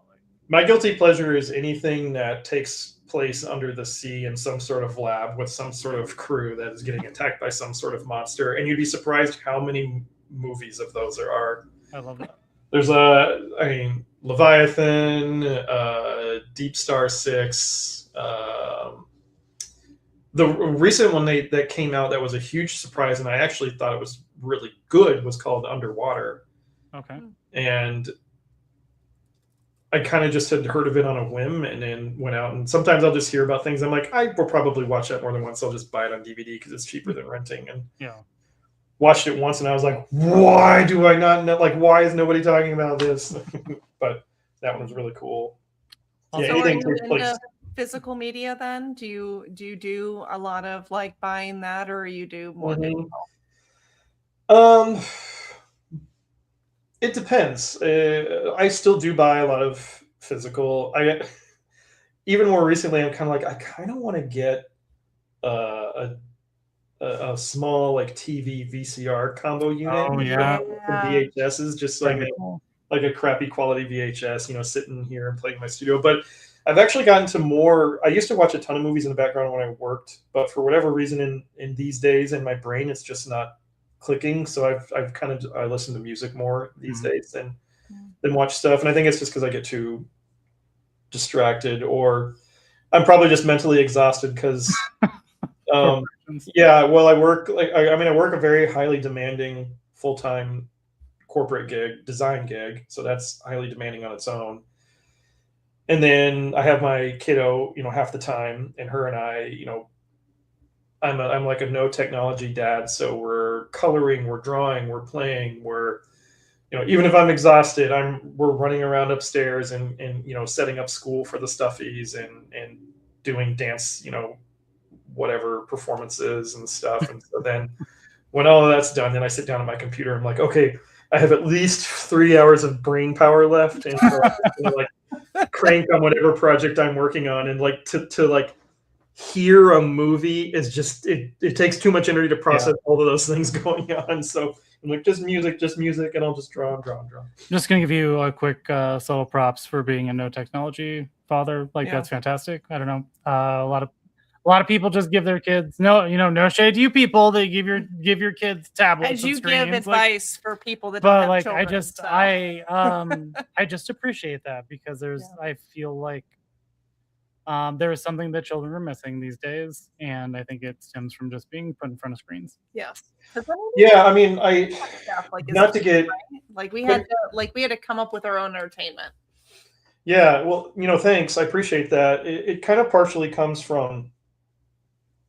I work in children's product design, so I've read a lot of information over the years, and without trying to be too preachy, like there are serious negative consequences to getting your children in front of technology too soon. And that's all I'll say about that, because everybody's in different circumstances. And there are some benefits to it, but with my situation too, it's just, so knowing that information, and then as you know, kind of a part-time dad, I have her, 50 to 60% of the time, but it's just that time in itself is also very precious to me too, because I love being a dad and I love my kids. So it's like, if I'm exhausted, we'll sit down. I'll be like, we're going to watch a movie. We're going to watch a movie, honey. And I'm very picky with what I let her watch. I'm like, okay, movie time. Show her Grave of the Fireflies sometime. No. Yeah, we've seen it 4 times. It's one of her favorite movies. She loves it. She laughs the whole movie. It's great. But no, yeah. And so there's like that. And then, I was a latchkey kid too growing up. So I just didn't do very much. My parents weren't bad parents. They were working all the time. So I have the opportunity to not do that. And so it's just like, yeah, we'll play together. And it's been really great. And I genuinely enjoy it too. I mean, she's a really great kid. And even when she's being, she's has her moments where she's terrible. And I'm just like, oh, go over there for 5 minutes. Dad needs to take a breath. All right, here we go. Like, we're back in. And so actually, I thought of a really creative solution for when kids are being bad. You just show them Grave of the Fireflies. Yeah. We're gonna watch a movie now. No, what I'll normally do is, I mean, like, all joking aside, it's like I'll just sit down and be like, hey, if I was doing what you're doing right now, would you want to play with me? And she, I kind of force her to think about some of the things that she does, and as much as her little 6-year-old brain can process. And we've had some pretty rough time. Like, there've been some pretty rough lessons, I'll say. Like, we do a lot with the stuffies, and she was being kind of a turd. And so I started making one of the stuffies like be real mean. And she just sort of started like crashing out. And I'm like, well, what are we gonna say to the stuffy to make him stop being so mean? Because we're not having fun playing with him right now. And she was just like, I'm like, let's figure it out. And then so it's funny because whatever, that'll stick with her. And then, months or even a year will go by and she was like, remember that one time, little Kitty was doing that thing. We had to tell him how to stop. And I was like, yeah, I do remember that. Good job. That's so much more mature. Like, again, we don't have kids, but like being an oldest child, one of the things I would do for my brother, so maybe this is a boy versus girl thing, but when my youngest brother was being like particularly awful, I would tell him to run. We lived rurally, so like there was nobody watching, right? Mm-hmm. So I'd make him do laps around the house, and it was called scream and run. So he'd have to yell at the top of his lungs while running the house until he exhausted himself. Scream and run. Well, there's definitely days where I'm like, okay, kiddo, we're going to go upstairs and we're going to have a contest. There's going to be 3 rounds. The first round, you have to run 2 laps. The second round, you have to run 4 laps and see if you can win the trophy. And then she's like, let's go. And then, she'll do 18 laps and then be like, oh. Like, you did such a good job. Now let's both go sleep during the movie. I mean, all I'm saying is like that's how I operate too. I keep trying to explain it to him, like if you just gotta give me a little incentive, just some minor reward. Also, and like I'll just go to town, like you won't even know. Pro tip: if you go to you can't really find trophies anymore at like Goodwill or whatever. But St. Vincent's of De Paul, like they have like weird random stuff where people will give, and so we actually have gone and like bought trophies. So if you need like an incentive, like a $2 trophy, go to St. Vincent. Because when we got married, we gave out trophies for our wedding. Why we know this fact? Because we went on a hunt to try to find like 40 trophies, and it was very difficult. But St. Vincent's pulled through. So thanks. That one's tricky too. It's there's like a fine balance of training, of raising your kid with like incentives too. And it's like try not to be too preachy and all this stuff, but it also comes from just like reading a lot of like brain and mental development and stuff like that too. And so it's like I reward her randomly, so it's never you do this, I'll give you a piece of candy. You do this, I'll Yeah. give you this. You do this, I'll give you this. It's always sort of like, if she's good for a few days in a row, I'll be like, oh, today let's go get a toy because you've been good for a few days in a row. And then she'll be like, oh, okay. And then some other time she'll be like, Dada, can I go get a toy right now? I'm like, no, not right now. You know, it's not toy time. So it's just like there's like it's not expected to like get, you know, a treat every time you do something good, because then she's only going to be good to get a treat. So just like, yeah, you just be good for a while, and then surprise, surprise, maybe you'll get something. So Okay, so the dog gets way too many treats. Fine, fine. I understand. Not what trying to that's compare. about. well, I'm saying all of this Dogs in the are guise that rough. my daughter is spoiled rotten by me, but she like earns everything that she gets. So she, The dog earns nothing. She just So this one has never trained a dog or raised a No, dog from a puppy before, and I've done it several times. And so we have, she's 3. that's why she hangs How old out is- in my how old is office all she? the time. She's 3.5. Yeah, 3.5. And so like I've done a lot of like I know how to train a dog like very well, right? And this one just ruins it. No, I And I'm the worst. And I'm like, no, you can't just give her things for existing. Like, you know, she has to earn it. And but then it needs to be like you're saying, like at random intervals. So it's like, so she doesn't expect it. I know. And I'm like, I have trained. Ed- So I trained our last dog that at 8:00 she got sweet potatoes, and so she would get pissed. yeah. Like this dog, she passed away a couple years ago, but she would She get would pissed at 8:00. Run around like screeching, like, where's my it's that freaking it's the sweet potato? Pavlovian thing. You got. That's why you can't set a pattern. It has to be random. And I tell her that I'm like, you can't do this. Like, you can't give the dog a sweet potato at 8:00 every night, because then they expect it. And now our 3.5-year-old puppy at 9:00 every night expects a special treat. Like, she knows once the sun goes down, and if we head towards the bedroom, she bolts in the bedroom to go in her kennel because she thinks this is when I get my special treat. And I'm like, that's not how it works. I'm like, do not give that dog a treat tonight, because she just ran in there expecting it. We're I not gave her playing one that before game. the podcast. Man, if only marriages worked so well, right?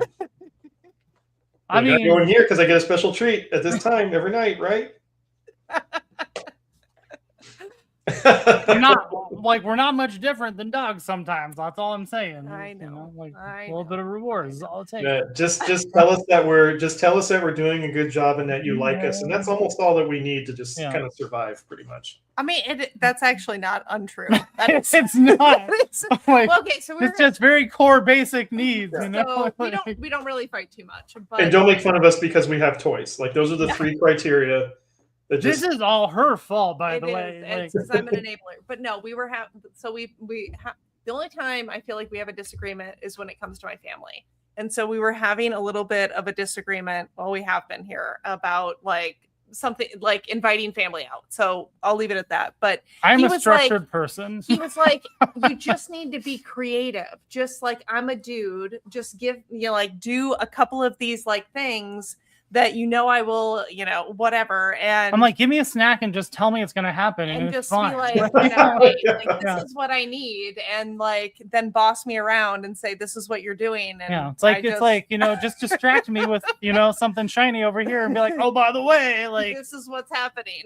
the house is gonna be full this weekend. Like that's like the untold secret is like most guys, if it's something you want to do, it's best if you just tell us what to do and where to go. And then when it's something, because you'll know if it's something that we want to do, because we'll be very excited and very specific about it. Do you believe me now? Like we love you and we'll do whatever you want. Just know that there's 2 different versions of us. That when we want to do something, we're very excited and specific, and you know exactly what we want. When it's the thing for you, all you have to do is just tell us exactly what to do, and we'll do that. And easy peasy. That's the recipe for a happy life, right there. Literally like what I said on we went for a little walk for lunch. Yeah, we both work from home, so we try and do a walk at lunch. And I this said, was our listen, thing. I said, listen, you just have to tell me, like, direct. She's like, well, I don't know, my default's like, I'm very like I'm passive. I'm very passive, and like, what is your stupid trait you always try to talk about? Your work traits, your Oh, I'm a provider teacher. Yeah, and so like you're just like, I want to provide to everybody, and I'm like, I don't need you to. I was like, provide. Like, I need you to tell me. Like, Yeah. Provide me the information that I need to know to do exactly what you want to do right now. Yep. simple people. Yep. Well, I want to I mean, we're going on a wild ride, but I wanted to sort of loop back. Your relationship podcast for the yeah. Well, first we started as a plumbing podcast, a home improvement podcast. Now we're at the relationship podcast and child raising podcast. If nobody warned you, it's Topless Toy Talk because there are just toys around. Yes. And we're topless. Like what we discuss. Hard to say. Well, one of the things I wanted to say, kind of career-wise, which was interesting that I found along the way, is like when I originally started getting into product design and doing a lot of that stuff, and I did toys for a little while, I really like hated it because my whole goal was to do animation and illustration and all that stuff. And so I sort of reluctantly like got into the field. And as I started doing stuff and working in it and like learning about how things are made and all that, there was a moment that clicked for me where it was probably like 2 or 3 years in, and I was working on toys. And it was more of like playroom toys and plush and learning puzzles and like kind of 6 years old and under type stuff. And I'd worked on something, and my boss had taken it home to have his 2 boys sort of play with it. And he showed me this video when he came into work. And like for several years, I'm like, this isn't what I would do. This is dumb. I don't know why I'm doing this job. I want to get into animation and comics and do all these things. And then he showed me this video of like his boys playing with this thing that I'd made. And it suddenly like clicked in my brain. It's like, oh man, growing up, I had my favorite t-shirt. I had my favorite stuffy. I had my favorite action figure. I'm now the guy who's like making the stuff that these kids are now, that's going to be, because I've done apparel, I've done toys, it's like, they're going to have their favorite. I mean, my daughter's favorite stuffy is something that I made. So it's just I like, love that. It's like her favorite toy now growing up is even cooler because it's like her own dad made that. But there's hundreds of thousands of kids around, the US, it's like their favorite t-shirt was some t-shirt that I made like back when I was working in apparel, and their favorite Halloween thing, I don't know, or whatever, is like something that I made. And they put it out every, like that woman that I met was just like, oh my God, this is like my favorite thing. So it's like, it was a shift in mentality that really kind of helped me reconnect to like, well, I'm not doing animation, which is like my dream for forever and ever, but I'm doing this whole other thing now that has like this level of sincerity for me that I didn't really think about in the beginning. It was like, oh yeah, I'm making kids like favorite things now. And so that's kind of what's kept me in the product design industry for so long. I mean, there's no way to prove this, obviously, but you could potentially be making more people happy now than if you ever would have got into like animation. Maybe you would have been more happy with that route, but like, I don't know. Or I would have like made Shrek and then just hated myself for the rest of my life. Yeah. So I did. I think that's like a good perspective to have because, it's maybe not what you would dream to do, but if you were bringing a certain level of happiness to the world, or whatever, right? Like, I don't know. Now I'm just real curious. I just want to go through my house and pick up all the things and be like, hey, did you have part of this? To be like, how much happiness are you bringing me on a day-to-day basis that I didn't even know existed? And I'm just like, now I feel like I need to go. Well, in like a weird way too, it sort of aligns with how I was talking about earlier. It's like I was never into the mainstream stuff as much. I never even really did like much. I didn't do a lot of fan art growing up, but I was always just drawing my own weird ass. I'd like go read X-Force and then be like, what is my superhero team going to look like? And then just make the most awful looking Rob Liefeld, terrible anatomy characters I could think of that were so 90s and colored all in like neon colored pencils and stuff. And, just they make no sense. And so like growing up, like a lot of the stuff I made is just all original stuff. It's like, I do all of our internal stuff. So it's like not licensed or anything like that. So it's like, if it's weird pumpkin characters or if it's, just random dinosaur t-shirts or stuff like that, it's just all me making whatever. So it's kind of more, again, just aligns with like what I've always felt about artwork is just do weird stuff. Now, I mean, I do fandom artwork stuff now too, because it's fun, because there's stuff I like. But yeah, the dream is to kind of like someday get to a better balance of like doing fandom stuff and then just kind of making my own weird things and still have people interested in them. But I've been getting into more of that with a lot of the screen print series and stuff that I do. Like there's a lot of my own just random designs in there. And I'm always happy when those sell. So I'm like, yay.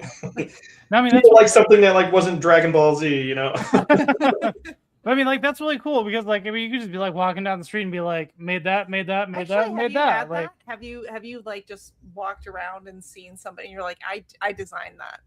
Yeah, it's happened a lot of different ways. I've been in amusement like I haven't worked in apparel in a while, but when I worked in apparel, I would go out to, you know, friends in amusement parks or whatever, just, you know, screwing around and I'd see kids like walk by wearing my clothes. One of the coolest ones that happened was I was at a restaurant with a woman I was dating at the time, and she like got this real weird look on her face. And she kind of goes, she like whispered to me, she's like, is that your kitty cat? And I was like, what are you talking about? And I looked over my side and there was a little 6-year-old, there was a family sitting behind me and a little 6-year-old girl at the time. And she had one of the little stuffed animals that I had designed. And the thing was just like beat to hell. And so it was, I kind of peeked over and I was like, oh my God, it is. And so it was clear, like that was her. This was many years ago, but like that was her little favorite stuffy, was one of the little ones I designed. And it was just like dirty and decimated. So you could tell it was like heavily loved. But the woman I was dating, she was just like, I want to tell her. And I'm like, no, like don't ruin it for her. That's her, it's her world. It's her character. She's had her own adventure with it. Like, I don't need to make it weird. Excuse me, little girl. Did you know? I did that? I made that, and she'd just be like, stranger danger, you know, who knows? As she should, right? Like that's like having some like adults come up and like, I did that. I like to pride myself on how humble of an individual I am. But I would honestly be cataloging everything with everybody that I ever saw out in the wild. If it was me, like I would carry around a scrapbook in a Polaroid camera.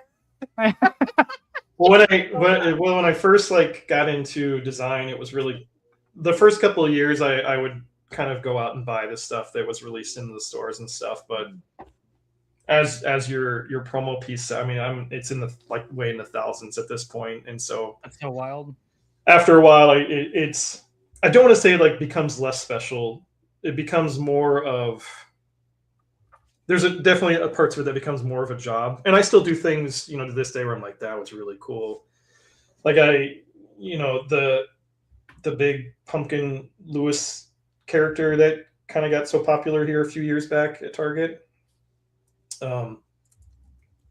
I was one of the co-designers of that thing, and it went viral online, and then like the Smashing Pumpkins like contacted us about it. So we sent them one, and like the Kardashians contacted us about it, so we sent them one, and it's just kind of a crazy thing to be like, yeah, the Kardashians wanted something that I made.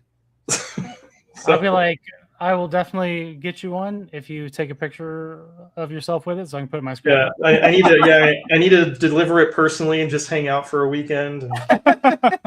No, I probably that's probably not my scene. I don't know if I would fit in too well. No, that would have been a really like you guys want to watch Grave of the Fireflies? I heard it's really good. Oh God! This might turn into an ongoing thing. It's just like anybody that joins us for this nonsense and they haven't seen Grave of the Fireflies, we just pause what we're doing and we figure we watch it a lot. No, we're not gonna watch. Everybody who's watching right now, stay tuned for the after shows where we're going to stream Grave of the Fireflies, followed up by Dark Crystal immediately afterwards. Yeah, and then then also followed by after that the Last Unicorn. The Last Unicorn, which was Last Unicorn's so good. Yeah. It is, I but still don't again, understand it's another movie that was like very adult, adult themes that probably children shouldn't watch. I'm just like, I still don't know what's going on here. I'm just like there's a unicorn. I'm like, that's good enough for me. Yes. I don't know. I like it. So we have I'm gonna cut you off. So we have I know. We have taken up a good 2 hours of your time, so thank you so much. We are going to wrap it up here. We are not. I have a question, and then we can wrap it up. Okay. So You can do your one last question. okay, fine. We didn't even give. Okay, Do you want to watch Grave of the Fireflies right now? Right, there's 3 things No, because they you get ran your 2. mouth too much. No. So okay, first thing, we can do rapid fire if we need. So yeah, you've designed a lot of stuff, right? Like the pumpkin Lewis you were just talking about being kind of a cool one. Is there anything that you've done that you're just like, this was awful, this was the worst thing, you know, or it was like it was too weird, or you're like, man, like I probably should not have done that, like, but it's just with you, you know, like sitting with you. It's not like the corporations were like, nah, buddy, like, you know, it's like internally this is your problem. Like something like I've personally been so like I probably shouldn't have done that kind of a thing. Sure, yeah. I mean, I've had some things that just weren't commercially very successful, but I'm extremely critical of my own personal work. So there's not much that I let go out the door that I'm kind of like, apparel was the only place where maybe I did a couple designs where I was kind of like, we'll see what happens. That's interesting. Yeah, I mean, I guess there was one t-shirt design where, I mean, you got to realize I'm drawing like 150 t-shirt designs a year. Right, So, right. And there's only so many things you can draw for like 5 to 8-year-old boys. Right. So, but this was like a winter collection, and we do like kind of research in the market just to see like, are there illustration styles that are interesting? Like, because we're also one person drawing 15 different styles. Mm-hmm. So you need to look at a lot of different things. And so I found sort of a series of different things that were kind of like hand sketched animals with, you know, just anthropomorphic features on it. So I decided to do a beaver character. So it's like kind of a realistic looking beaver, sort of round and furry, wearing snow goggles, and then holding a giant snowboard next to it, with like a wood panel design on it. And I got it all sketched up, and I was sitting there looking at it, and then a couple of the other guys that worked on similar programs around me were just sort of like looking at it, and they're like, you can't do that. And I was like, what are you talking about? And I mean, once somebody pointed out, I was like, oh, it's like a furry testicle with a penis. I was like, no. So I redrew it, and I'm like, that's better. And then when it went out, I was like, that's not better. Like it's still just as bad. So that's kind of the one that always sticks out in my brain of just being like, whoops. But the fun stuff, and then we'll see if, you know, I don't know if any of this exists, but for a while I worked in kids' bedding, and I would hide nerdy stuff. Like, I mean, you had to be like Sherlock Holmes to figure out what I was doing in kids' bedding. Mm-hmm. Just hide little details in kids' bedding. And I mean, this was years and years and years ago, but so for example, I did like a boys construction bed set, and it looked kind of like a quilted pattern with different cranes and vehicles on it. But all of the vehicles that I drew on there were specifically all of the vehicles that needed to combine to make Devastator. That's cool. I like that. So it was like a bulldozer, a mixer, and it just looked like a fun kid better. But in the back of my head, I'm like, hee. These are all the construction vehicles that make Devastator. Or I did like a dinosaur piece, and it was all of the dinosaurs that were in Land Before Time. Oh. I did like a pirate bed set, and it was a skeleton pirate bed set, and the skeleton captain was One-Eyed Willie from the Goonies. So I was just always kind of like hiding little like silly things in some of those designs. Honestly, like I That's really so appreciate that. Like that is a level I feel like of creativity or ingenuity that brings like the personal touch to it that I don't think I would expect to happen in that sort of thing. And so that's fun. I really like that. Yeah, it was really subversive. So like nobody probably even knows. Yeah. Well, I don't now. I'm gonna go on a hunt. So All right. go buy some. Yes. So second thing, this is Yeah, what was this is your our new second thing? segment, which is Rob's rants. Oh God. Okay, so I'm just gonna go on a quick little tangent here. So I was really About these excited about things. these Garfield figures, right? Because there's not a lot of people that have made Garfield figures, and I'm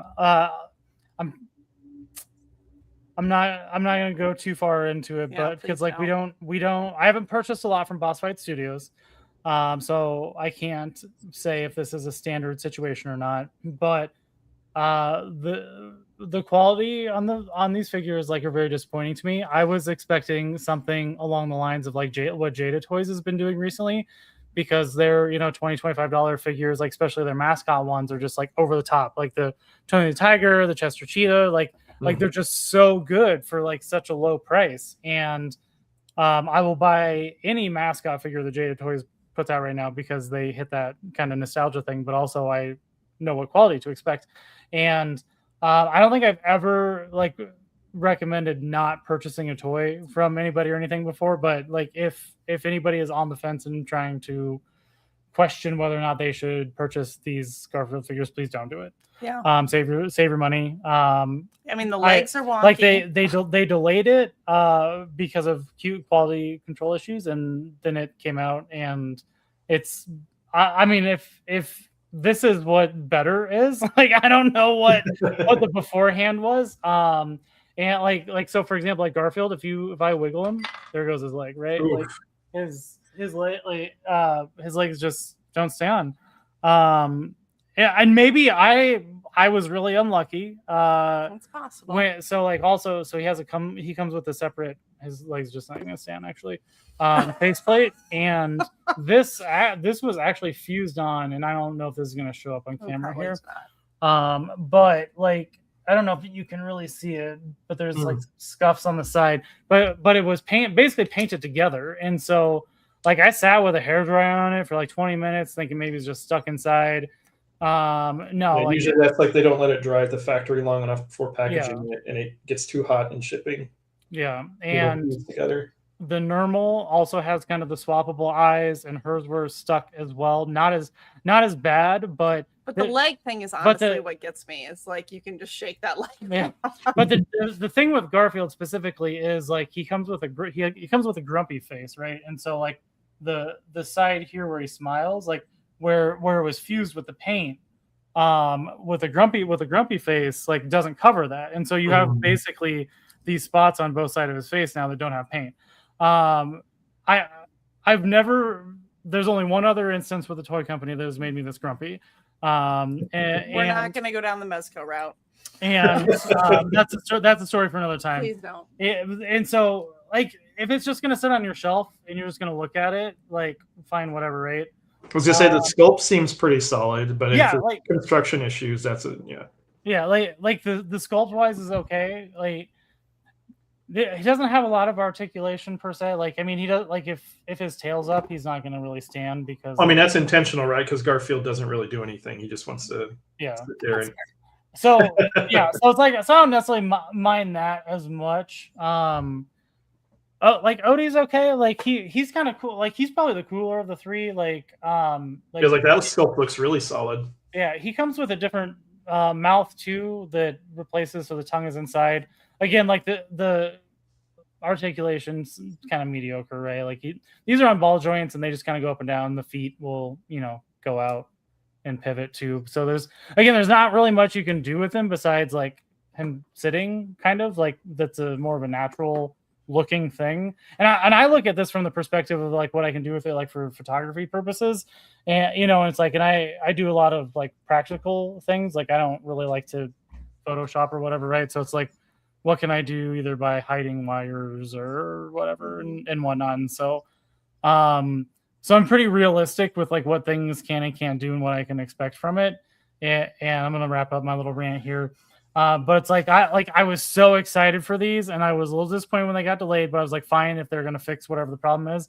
And they came in, I'm like, they didn't fix anything. And so like my level of disappointment is so low because I was so excited to have like some really cool Garfield figures at like an affordable, what I felt was like an affordable figure line, thinking they would be in line with like, again, the Jada Toys mascots, and they're not. They're hot trash.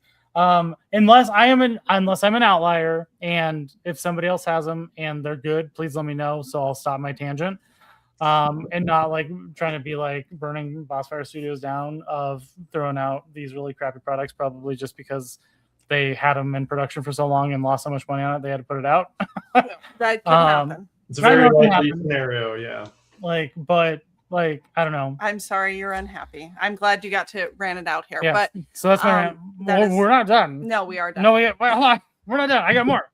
So this is an important one. Okay. So I know you got some stuff here in your background because it's Topless Toy Talk, and we hardly touched on toys here. I know. So I'm throwing in some last minute toy stuff. Are there any toys you're into now? Is there anything you particularly collect, whether it's like older stuff, newer stuff, designer toys? What's your current jam? Yeah, I'm actually mostly into designer toys. As you can kind of see more up here. And I did Designer Con a few years ago and met some really cool artists and got some really crazy stuff. Again, it's like every answer to all the questions you've asked, it's so eclectic. If I just see something that I think is interesting and not kind of mainstream, like I love to pick it up. I've been impressed. So I recently, I guess as far as like toys go, I just kind of recently, I've been avoiding it for forever, but the 2012 TMNT, the computer animated one, just wasn't digging it. And then Mr. Dave Wonder like got me kind of hooked into it, and He's a it's gateway really, drug like that. yeah, it's really good. I've been really impressed with it. I wouldn't say I 100% love the designs of it, but the toys that these guys that, let's see, NECA's been putting out are like super faithful and like really cool. So that's kind of the toys that I've been into lately. Outside of that, I've been getting into a little bit more model building. So just getting some really random Japanese robot model stuff of crazy robots. I saw a shipping notice. They did an awesome Transformers animated Prime model that is, I think, just got shipped out, so it should be heading my way pretty soon to join my pile of models that I have yet to build. So You're all the same person, all of you. I have You have so many piles of model kits. It's obnoxious, and you just got a model kit that's like a cardboard box person. Like the model kit is a cardboard box. damn board. So dumb. yeah, I don't really do. I saw a comment. I don't really do Gundams. Again, it's all like super robot stuff, random robots that I didn't even know like exist, what they're from. So more into super robot stuff than Gundam. So I have all of the Flame Toys Transformer model kits, and I've probably put together a sixth of them. They just You're doing better than me then. Let's see, how many do I have? 1, 2, 3, 4, 5, 6, 7. I have seven of them I put together of the 30 or plus they've probably released. And so I don't know. They'll get together someday. It's like a rainy day project that will happen someday when the solar flare happens and the internet breaks and we're not able to do anything like this. You'll have all the activities you could possibly want. Yeah, I always joke with my folks and some of my friends. It's like I've got enough video games and enough hobbies that I have started that I'm going to be the least bored old person at the old folks' home. What was I going to say? Crap. I just had like one I thought of. I was going to say, so I'm a little bit, I loved Mask growing up, the transforming cars.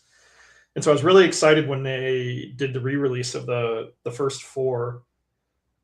The price tag is it's kind of one of those things where it's like, I don't know. I'm still single. I got to be able to attract a woman somehow. So it's just like things I won't, spend money on anymore. And kind of along that note too, like many years ago, I just had my whole toy collection and I just got kind of tired of moving because I was moving from, house to house every 2 or 3 years. And I always hate to admit it, but like I had almost the entire Transformers animated toy line and I sold that off for probably way too little. which there was some really good toys in there. And then I sold off almost my entire Teenage Mutant Ninja Turtles original Playmates figure collection. That one I don't regret as much because over the years there's been some fun stuff re-released, and I've got like 4 different Ray Fillet figures. But yeah, the mask one I was kind of bummed out because I heard the quality on those was pretty rough. So it's kind of like, I'm good. I'm a sucker where I just basically pre-order everything because I'm like, whatever. Honestly, like I buy way too much stuff. I'll freely admit to it. That's fine. I'm in a bit of a purge situation now where I'm trying to get rid of things, but there's very few things that have come in that have actually disappointed me or I felt like are not worth the money. And so I feel like in a general sense, the toy industry is mostly doing okay. Yeah. But that's unfortunate to hear that the mass things aren't really that great either. Yeah, and that's just all anecdotal. I've just heard the quality isn't super great, but yeah, I have Turtles is probably I always joke that I elevated my turtle collection, so I got rid of all the toys, but then I get a lot of the, let's just say like sideshow collectible, like get more of the statues because I'm like, well, I'm not playing with any of this stuff. I just want something that looks cool. Yeah. So I have more. I've kind of moved over to more like statues or figurines if I'm going to get something now.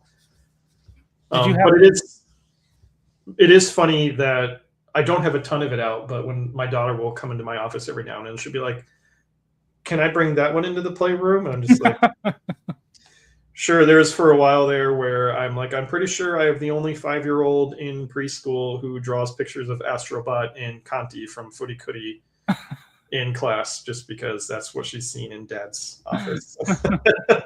She loves Astrobot. I do have a lot of Astrobot stuff now because they've kind of been releasing it. It's way more cultured than most children. Yeah.